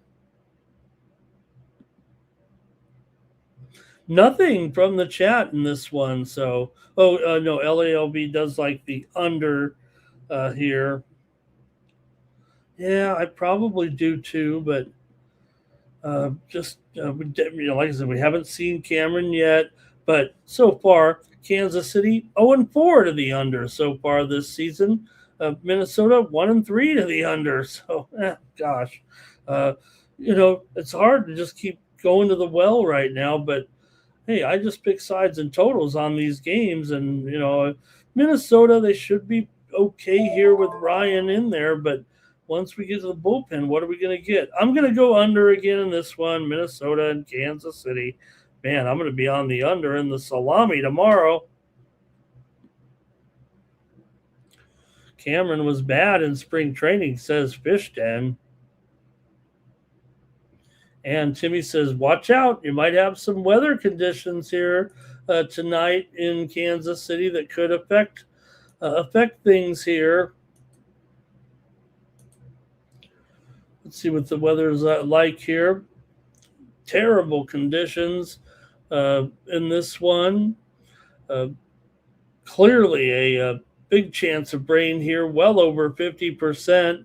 There's a 35% this game gets canceled. So rain throughout the day. No rest for the weary. No rest for the rain here. Going to be raining. Cal Dog likes Kansas City. But yeah, no doubt this is going to be the story of this one, I'm sure. Will be the weather here. But I'll take the under. And finally, out west, the Guardians are taking on the Dodgers here. Cleveland coming in 3-3. The Dodgers are 4-1. Dodgers won again yesterday in this one by the score of 4-1. Cleveland took the first one, but game 3 here with Yamamoto for the Dodgers coming in with an ERA of 3, went 6 innings, allowed 5 hits and 2 runs in his debut with 6 strikeouts. For Cleveland, meanwhile, Gavin Williams, a 5.4 ERA, 7 strikeouts in 5 innings, 2 hits, 3 earned runs, but 6 walks for Gavin Williams in his season debut. That's not great. But let's see what you have here. I know what I'm doing, but man, so far Yamamoto does have some advantages here over this lineup for sure. Cleveland's lineup has success versus pitchers in this realm, strong pitchers, but kind of a small sample so far. Dodgers 1.62 ERA looking good. Obvious mismatch here, it feels like, even with the Dodgers here right now. I want to give credit to Cleveland and a few of these guys in the lineup, but they're not really hitting that well. DeLauder's been a huge story so far, but really the experts don't really regard him as someone who can sustain this right now, given his history of injuries. And Stevie Ray Kwan's been okay so far, hitting over 300, but the rest of the lineup, not so much.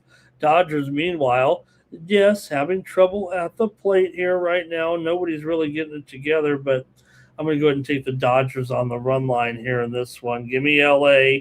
I got a pretty square card here. Well, except for those unders, I guess. Not that square, but let's hear from you in the chat in this one with the Dodgers taking on Cleveland.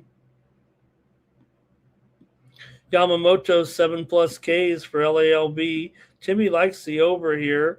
Fishton says no value with the Dodgers. I got to agree with that, but I'm going to take him in this one. That's my free play on a YouTube show. Cal Dog, though, on the Guardians here. Timmy says just live bet this one. That's it for Major League Baseball. Should be a good card here, day card. Got to like that. All right, we've got action in the NBA tonight, and a busy card for sure with 9 games. We're going to preview 8 of them. The game that has not made the cut here tonight is the Pacers and the Bulls.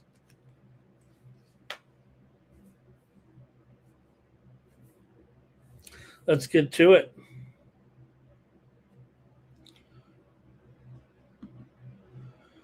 Philadelphia 76ers at the Washington Wizards. NBA action here for Wednesday night, 7:10 Eastern, 4:10 Pacific. Washington, losers of 3 straight to Golden State, Portland, and the Lakers. Failed to cover in 2 of the 3. Philadelphia, meanwhile, coming in off of a loss at Miami, 119-109. That snapped a 2-game skid. Still, Philadelphia 23-13 on the road against the spread, 24-16 against the spread as a favorite. Washington just 30-40 against the spread as an underdog this season coming in. Let's see what you think here in this one as we get things started with the NBA and a game from the Tankathon here. But still, nonetheless, you got Philly talking about the standings here currently in the Eastern Conference. Philly in 7th place, still could catch the Raptors or the Hawks above them for sixth or fifth, holding on to a one-game lead over the Magic for the seventh spot. Remember, 7 and 8, you want to be in there for sure. But for the Sixers here, Philadelphia in a pretty good trend run here right now. 4-2 against the spread their last six. 4-1 against the spread against the Wizards in their last five. Washington is not competitive here. They're mailing it in. They've lost 19 of their last 20 games. They've lost 8 straight games at home. The number is massive, but the mismatch, the inflation here, it still doesn't matter. The total might be inflated off of the Wizards' poor pace, and often they get involved in these high totals, but it's Wizards that can't live up to their end of the bargain. But Philly's trended under in 6 of their last 9, and they could control the tempo once they get ahead here and not worry about what the Wizards are doing and just kind of go through the motions, it feels like a little bit. Washington is 39-31 to the over as an underdog and 42-33 to the over overall. Philly is 23-17 to the over as a favorite here. Let's see what you have in the chat in this one. I'm just going to the tankathon in this one. Give me the Sixers to blow out the Wizards here tonight. Go to the chat here as we get ready to start it on the basketball. And thank you, LALB. Really appreciate you there. You might have already left, but okay, Wizard. Let's see, Cal Dog's on the under here. Timmy also says 240. Give him the under. Let's see here. Andrew K is here, and he says the tank commander fished in also. A lot of under support here. And Timmy says, look, this thing's moved up from 237 to 240 here. And usually a move like that on the overnight, you really do got to respect it. And, maybe the Sixers will put up a big number. I don't know. But I'll go ahead and lay it with the Sixers here.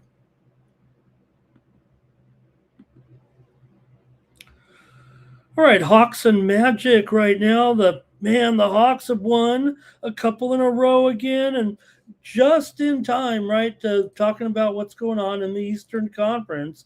Hawks in fifth, half a game ahead of the Raptors, so it's a real battle right there with those two teams. And, fifth place would be a pretty nice position. They're not going any higher, that's for sure.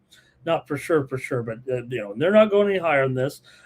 Atlanta here, though, right now, coming in with a couple of wins, as I said, in a row here. They beat Sacramento. They beat Boston in revenge, right, for that win a couple days earlier against them there. Atlanta, 21-16 to the over on the road. Orlando, 18-21 against the spread at home, but 15-14 against the spread as a dog. But more so, I think, in the matchup here when you have Atlanta, a slight road favorite. They've been, like I said, a pretty decent cover. Atlanta's one of the strongest trend teams going right now. 14-4 against the spread, 16-2 straight up overall. Orlando's sliding, no doubt, 2-7 straight up in their last 9. This matchup has been consistently over, though, when these two teams have met. Last 2 games here this season, it was 124 to 112, an over there also 127 to 112. Both those games were in Atlanta. The first game in Orlando was an under. This one's in Orlando, obviously, as well, coming in. So let's see, though, what you think with these two. Orlando 22-17 to the over at home. Atlanta 21-16 to the over on the road. I'm going over in this one. I think Atlanta's offensive efficiency right now and maybe a little bit of a pace going to drive this one over. Give me the over here with Atlanta and Orlando on Wednesday night. We'll go to the chat. Okay, it's going to be if Franz Wagner is coming back, that's going to be good enough for Fish Den here. Boy, they sure need Wagner. This one's actually on the move right now. Let me see what I've got on screen here. 232. We're seeing this one go up right now to 233. I know I just said I'm on the over here. Let me see. Timmy says under. It's moved down a smidge. Okay, I got it a little backwards then. You're right there. I will say this, Timmy. Okay, so yes, the original move went down. It is starting to move back up just a little bit right now. Cal Dog says a magic of doing a disappearing act. Yeah, look, they're only a half a game ahead of the Heat for eighth place. Like I said, they are going backwards. They did win last game, though. Give them credit. They beat Phoenix at home last night. They're on the back to back. I liked Phoenix in that one. Atlanta's rested here, actually. And, Atlanta's been a good cover. And in this series, they won the last two. Okay. I'm going to go with the over here.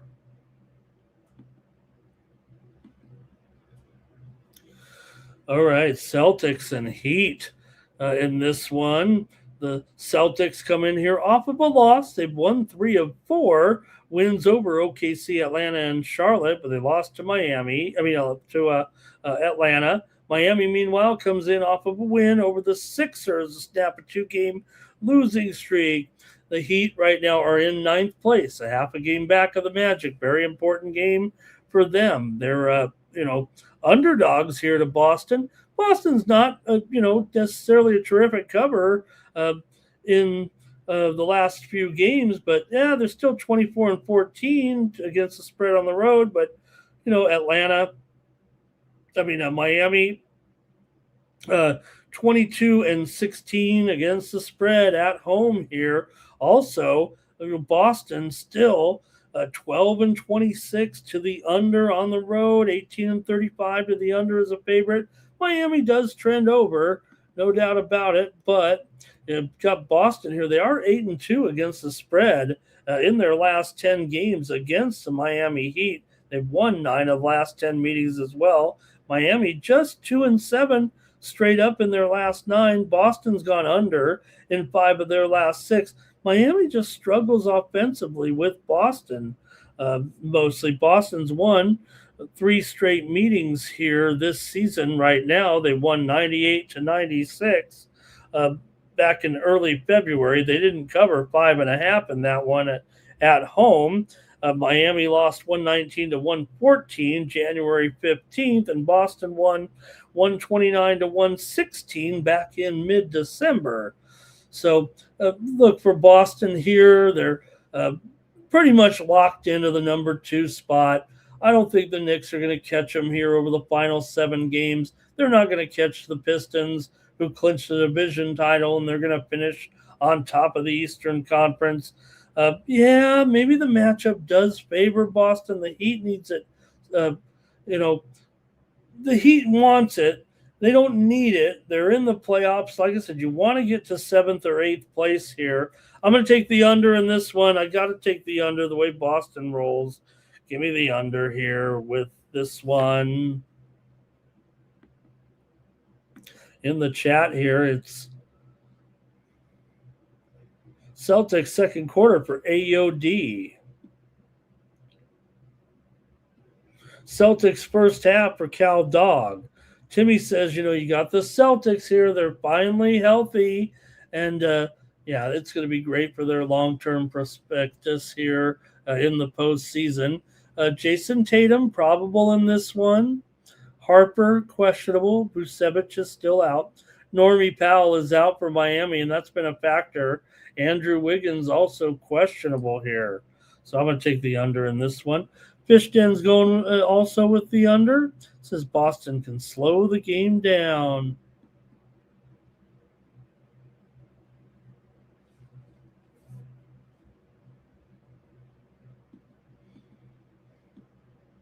All right, next up.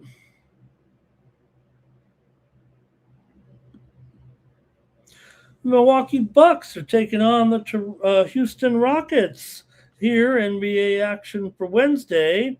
And hey, we just saw Houston roll to their third straight victory there last night, 111-94 over the Knicks. Hey, I was on the Knicks. I was on the Rockets in that one. Rockets have looked pretty good here of late. There seems like they're surging in a positive direction. Now we're in the tankathon here. Uh, Rockets by 17. Now the Rockets are not a great cover for sure. 14-22 against the spread at home, 26-39 against the spread as a favorite. But Milwaukee 15-22 against the spread on the road. They come in here off of a win over Dallas last night, 123-99. Now they're back. They're traveling on the road, not far to Houston, but still on the road here in this one. And not much maybe from the chat here, but could Milwaukee possibly hang in this game, getting all these points? I mean, look, they're not really showing much life, but Houston's won 5 of 7. Milwaukee 1-4 straight up, 6-12 ATS in their last 18. Big spread here, no doubt about it. So can't get too confident in this one, but you got to think the Rockets can maybe take advantage here. Yes, they are on the back-to-back as well, following the win yesterday, so that may make it a little bit difficult to get all the way there with the money. Total maybe lean under here with this matchup. In fact, that might be the best play. I mean, come on. Houston's 12-24 to the under at home, and Milwaukee's 12-25 to the under on the road. I think you got to go under here. 4 of the last 6 have gone under. Give me another under here with the Bucks and the Rockets on Wednesday night. I'll go with the under for sure. Chat here says, call the hotline, hotline, hotline. Calling on the hotline for your love. Timmy Two Shoes on the under here. And I think he's saying, yeah, it will be hard to even get to 50 in the first half here. I called the gambling hotline there last night.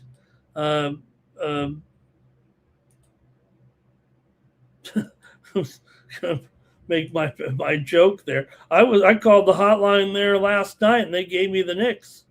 All right. I wonder maybe I could be a gambling counselor here if I don't make it with my Tony's over here. Okay, here we go. We did skip the Pacers and the Bulls tonight, like I said. Next up, Kings and Raptors. Doesn't get much better, but the Raptors are in the playoffs, so we're going to talk Raptors basketball here. They are in 6th place currently, still looking to move up to 5th. Holding off the Sixers by a game so far. The Kings have lost 4 in a row once again. Not looking too great, but they did cover a couple of double-digit spreads against Atlanta and Orlando. This is a 5th straight road game here for Sacramento. Feels like it's going to be a pretty tough game, actually, going up against this Toronto team that's 7-3 against the spread in their last 10. Sacramento 15-23 against the spread on the road. 27-24 against the spread as a dog here. So not a great matchup, but we're in the tankathon here.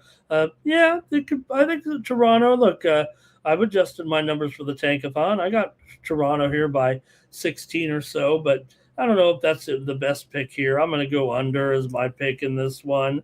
I'm at a 3rd straight under here on the show. How about that? But Toronto 15-28 to the under as a favorite, 15-22 to the under at home. So I think I just prefer the under in this game, and whether or not they can get a blowout, I don't know. But Toronto 7-3 against the spread in their last 10, 5-0 against the spread last 5 at home. Sacramento's lost 6 of 7. We know the Kings' defense is a total liability out there right now. And this matchup, though, does consistently produce points. They've gone over in the last 2 meetings here, including the only other meeting this season which was 122 to 109. It did go over in that one at 231, but I'm going to go under tonight. Give me the under in this one with the Kings and the Raptors. All right, let's see what you got here. And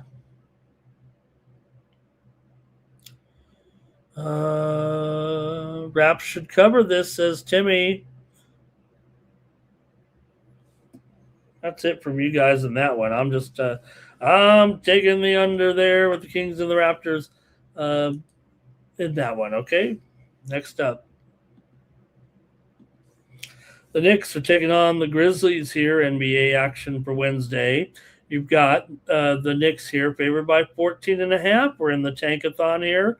But the Knicks have lost 3 in a row and haven't looked that good against Charlotte, OKC, and Houston, all on the road. They're on the back-to-back here. Memphis, meanwhile, comes in rested. They did just get blown out by Phoenix, 131 to 105. They're not looking great. They did beat Chicago in an upset at home in the prior game, but still just 23 and 31 against the spread as an underdog are the Memphis Grizzlies here. Knicks, though, just 3 and 7 against the spread in their last 10 games overall coming into this one. So let's weigh it out here and see. The Knicks are, like I said, struggling ATS right now, 1 and 5 ATS in their last 6. Memphis is awful straight up, but they are capable of staying within some numbers here. I kind of skeptical a little bit on the Knicks in this game, despite the fact that Memphis has been a total tankathon, mostly probably because of the fact that the Knicks come in here having played and lost yesterday. No big deal. I mean, they're not going backwards or anything, but they're trying to hold off the Cavs by one game here for that 3 spot. It should be important for them, but they really didn't look that good yesterday. So let's see what you have. I mean, the Grizzlies, they're not going to make it here. They're done, but could they play competitively enough here in this game? Man, I kind of want to take the Grizzlies here. Let's see what you got in this one.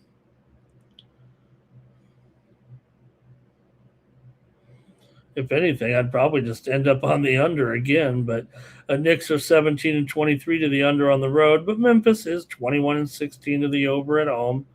Let's go to the chat. This one's tougher for me here.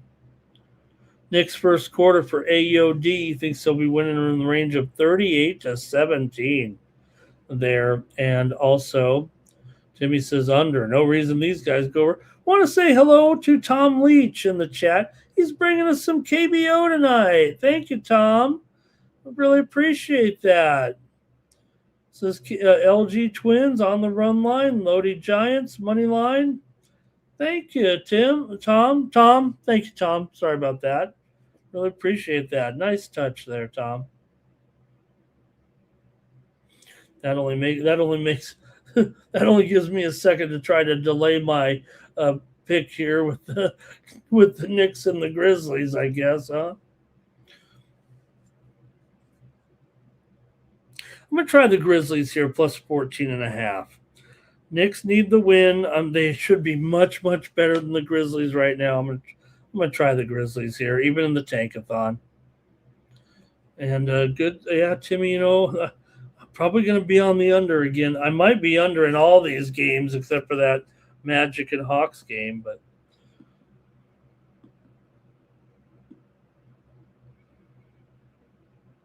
all right, here's the Nuggets taking on the Jazz in this one. We're in the tankathon with these two, so let's see how that goes.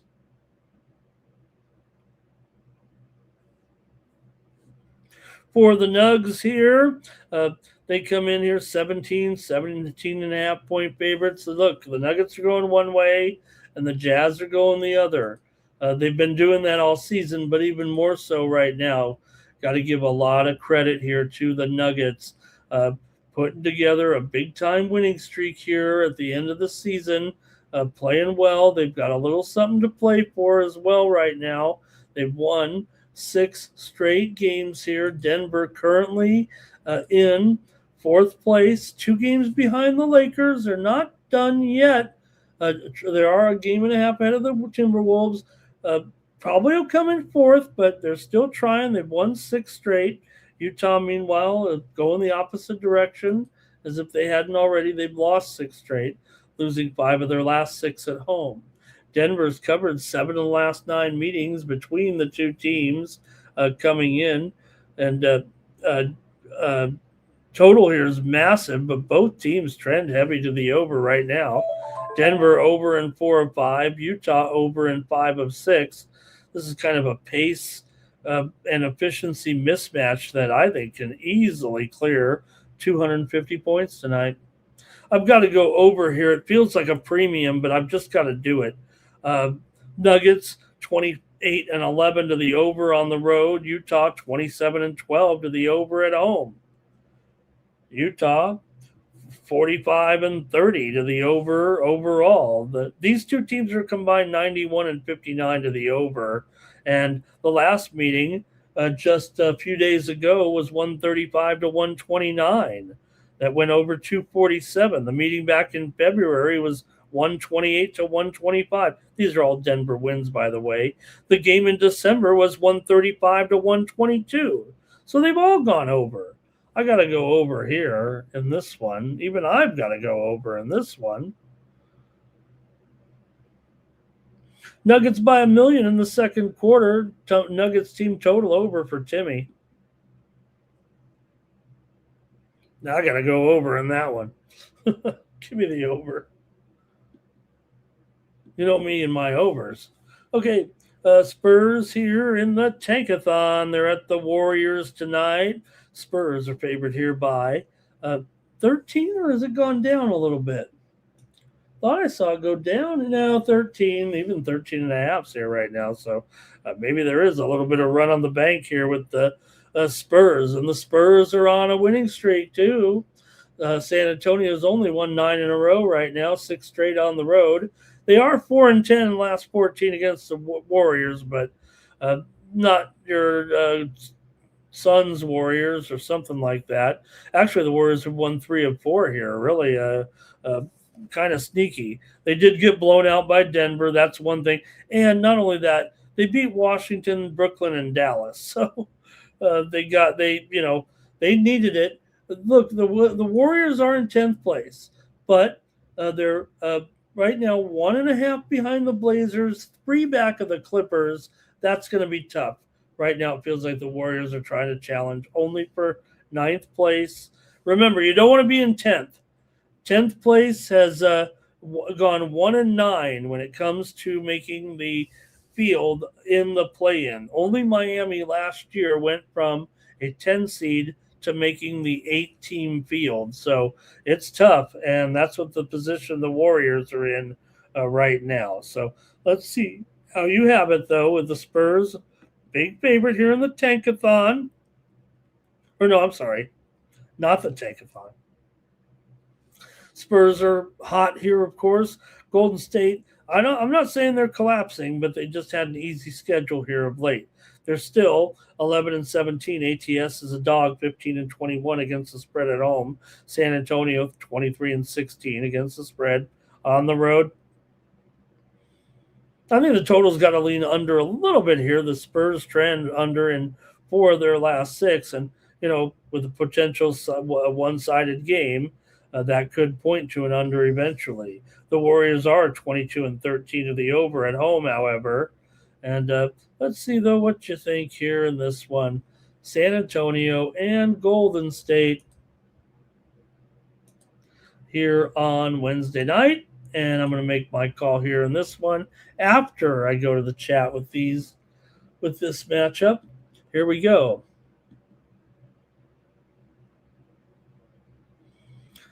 Timmy Chushu says Spurs team total over. He thinks they could score up to 120.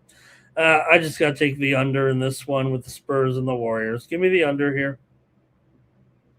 That's it for the NBA. But we're not done.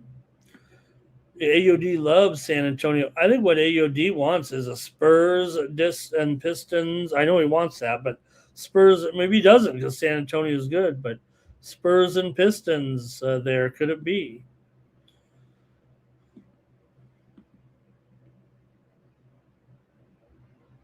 All right, let's go out to the college basketball crown tonight with Oklahoma taking on Colorado here in Las Vegas with this one. So, look, a little bit interesting here for sure at the college basketball crown here tonight. Uh, Look, there's just some interesting things going with this game here for uh, Colorado here. Colorado has some issues coming in. Their roster is probably completely depleted here. Three of their top four scorers are gone. I believe they've hit the portal. Oklahoma closed the season on a heater here. Uh, they've covered seven straight. This number reflects a real big mismatch here.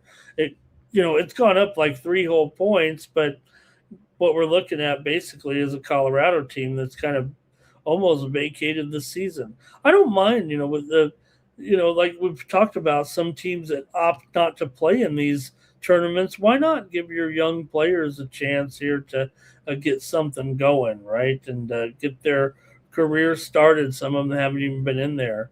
Oklahoma did lose, obviously, its last game to Arkansas, 82-79. Colorado, meanwhile, lost to Oklahoma State in the conference tournament. Oklahoma, though, 8-2 against the spread their last 10. Colorado is 7-8 against the spread as an underdog. Colorado 6-9 to the under as an underdog, and Oklahoma is 7-3-1 to the over as a favorite.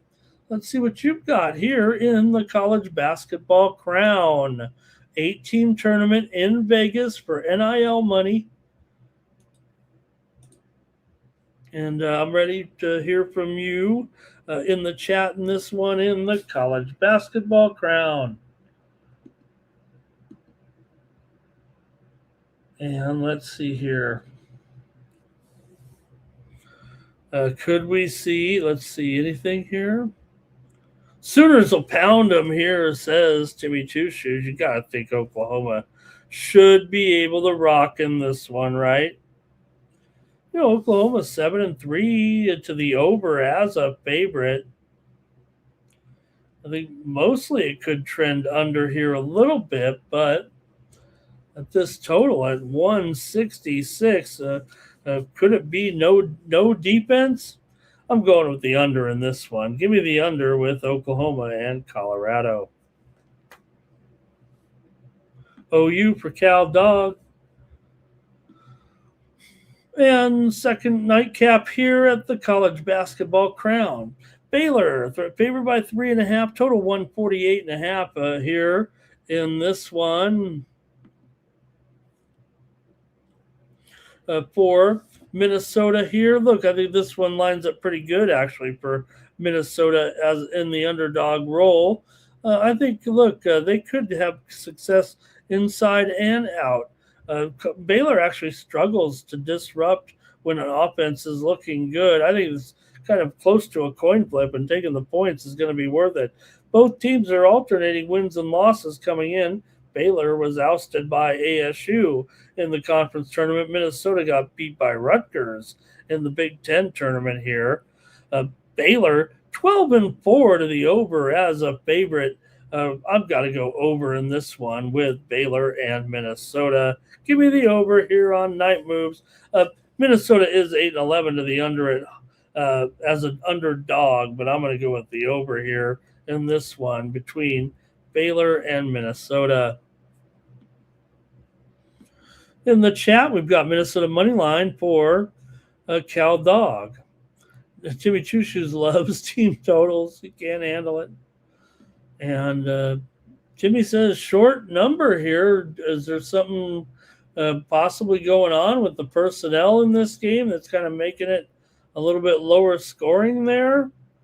For Baylor here, just one short-term injury here, J.J. White, the guard, he's questionable. For Minnesota, nothing really that we didn't already have dealing with here all season long.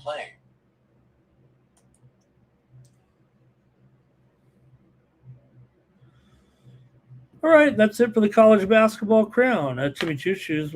Timmy wants mini.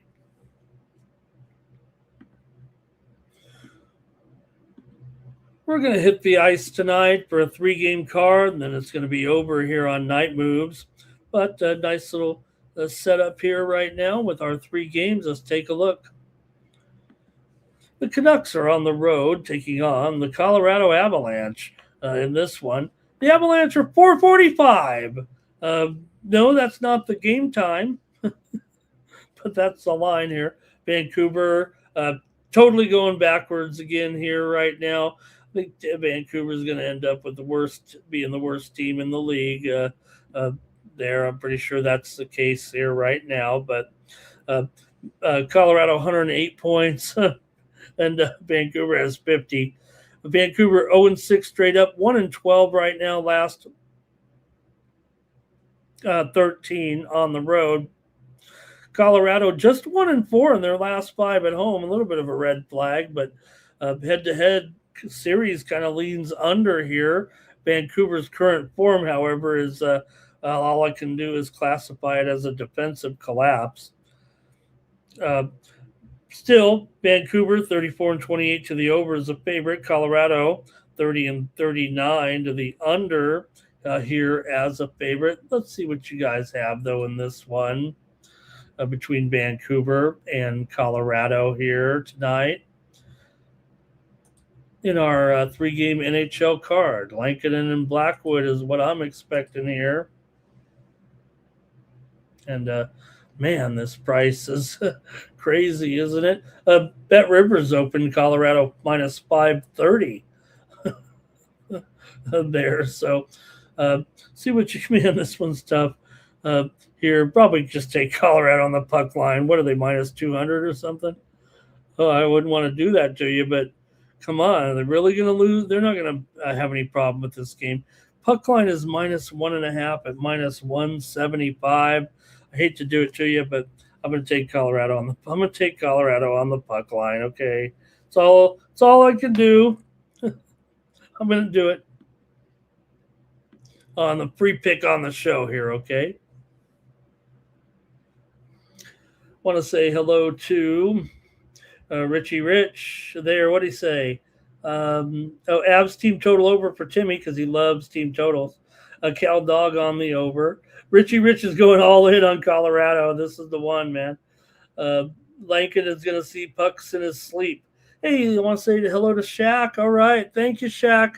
Good to see you. Oh, man. Can the Padres just win a game here and show some life? Here's the thing, I've talked about, them hiring an inexperienced manager. Look, the personnel is pretty good, right? But not only that, this team's up for sale.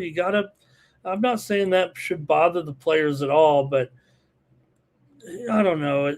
I'm not having a great feeling about the Padres right now, I guess. Makar, a goal there for Timmy. All right, I'm just on the Avalanche there. $1.75. I'm on YouTube taking up minutes in a data center somewhere with the obvious favorite, but Blues and Kings here. Let's move to a little bit more interesting action here, possibly. The Blues come in playing pretty well. They did lose last game, but were hot before that. They did lose to San Jose on the road a couple of nights ago. Kings here, meanwhile, continuing to struggle. They've totally blown it here. They're not going to make the playoffs probably because of this late string of losses here right now. They're still within striking distance of Nashville, just 1 point back. Win this game, and they're ahead of Nashville. They've also, played one less game than Nashville. So should they win, pass up Nashville, technically, not technically, they'll be ahead of them, and maybe they can hold them off here. I don't know what it matters here once they get to the postseason. I mean, they're not going to do anything special here, it feels like, but got to get there first. For the Blues here, they've won 4 of their last 5. The Kings have lost 5 of 6. Both teams heavily skewed to the under right now, technically. Yeah, the Kings maybe long-term here, a little bit of over tendencies, but seems like right now mostly unders. Just St. Louis is 19-29 to the under as an underdog.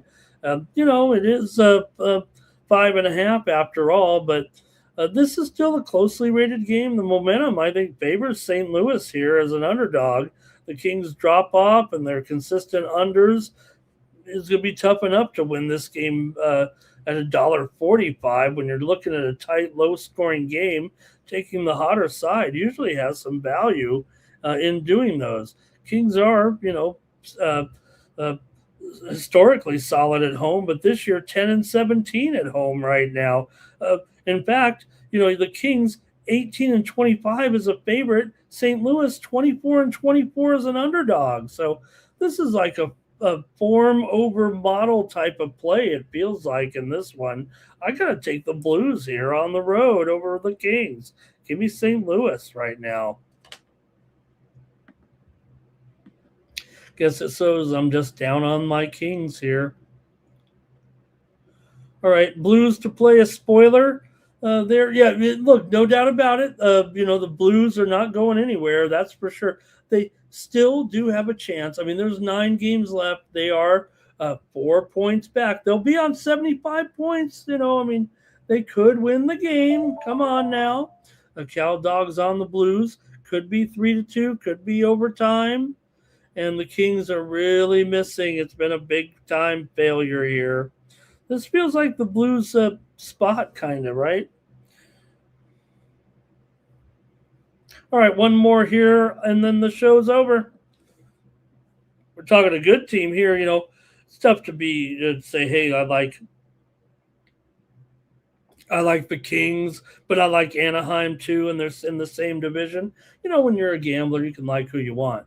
But growing up, I liked the Kings. They were the team that I watched on TV. They were the only team that really back in the day, there wasn't a lot of national contracts. USA Network always had the NHL contract when I was a kid, but the Kings were always on with Bob Miller and Jim Fox there. And the Ducks, meanwhile, I started to like them because I was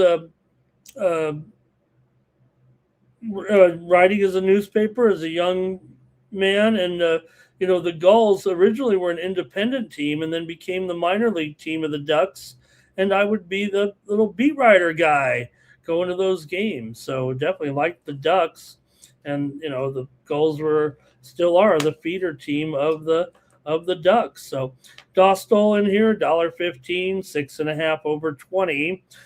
For Anaheim here, favored on the road, no doubt. The better team, first place here in the division. They're not clear yet. Edmonton's right there with that 4-game winning streak right now. They could still win the division. Anaheim here, though, clearly the better team. They're 6-1 in the last 7 versus San Jose. 4-1 in the last 5 on the road. Sharks are 2-6 in their last 8 overall. As far as the total is concerned, Anaheim 17-8 to the over as a favorite here, and yes, San Jose does trend under, but they're 32-31 to the over as a dog here. Feels a little light here. Anaheim clearly the better team. I'm going to have to take them at $1.15. Look, San Jose could spring one on them here, and they could be this. San Jose's got 75 points too. It's a very important game for them. They could have 77 here and still be in position. So, but Anaheim, the better team, the better current form, it feels like. A good matchup history against them. Road success a little bit here anyway of late. And I'll go ahead and take the Ducks in this one. It's going to do it here for night moves. Let me see any last chats here. Sharks for Cal Dog. And Timmy says going over there a little bit. Okay, what else? Let me see. Last 3 games have been circuses between these two. 5-4, 7-6 here so far this season. Wow. And let's see what else here. Any other comments in there? Tim says they're really missing Fiala. Yeah, good point there. Was he went out there in the Olympics. All right, that's it. Richie says 3-2 or 4-3 for any team in that one. Okay, that's going to do it here for Night Moves. Thanks a lot, everybody, for joining me. Make sure you head on over to Tony'sPicks.com and check out our premium picks over there. My best picks will be over there. Hopefully, gave you some winners here just now in all these sports. But again, you can check out the action over at Tony'sPicks.com. Use the promo code TonyT at checkout. Save 15% off all premium pick packages here on Wednesday. And don't forget, matinees.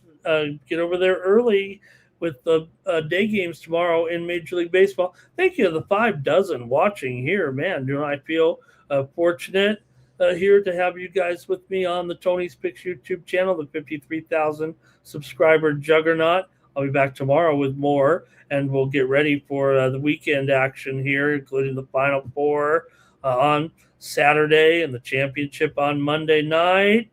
And other sports as well. We got some UFC action here at the Apex in Las Vegas this Saturday as well. So should be a pretty fun rest of the week here. Our little college basketball crown. So, all right, it's going to do it. Thanks to everybody in the chat. Great time, great show.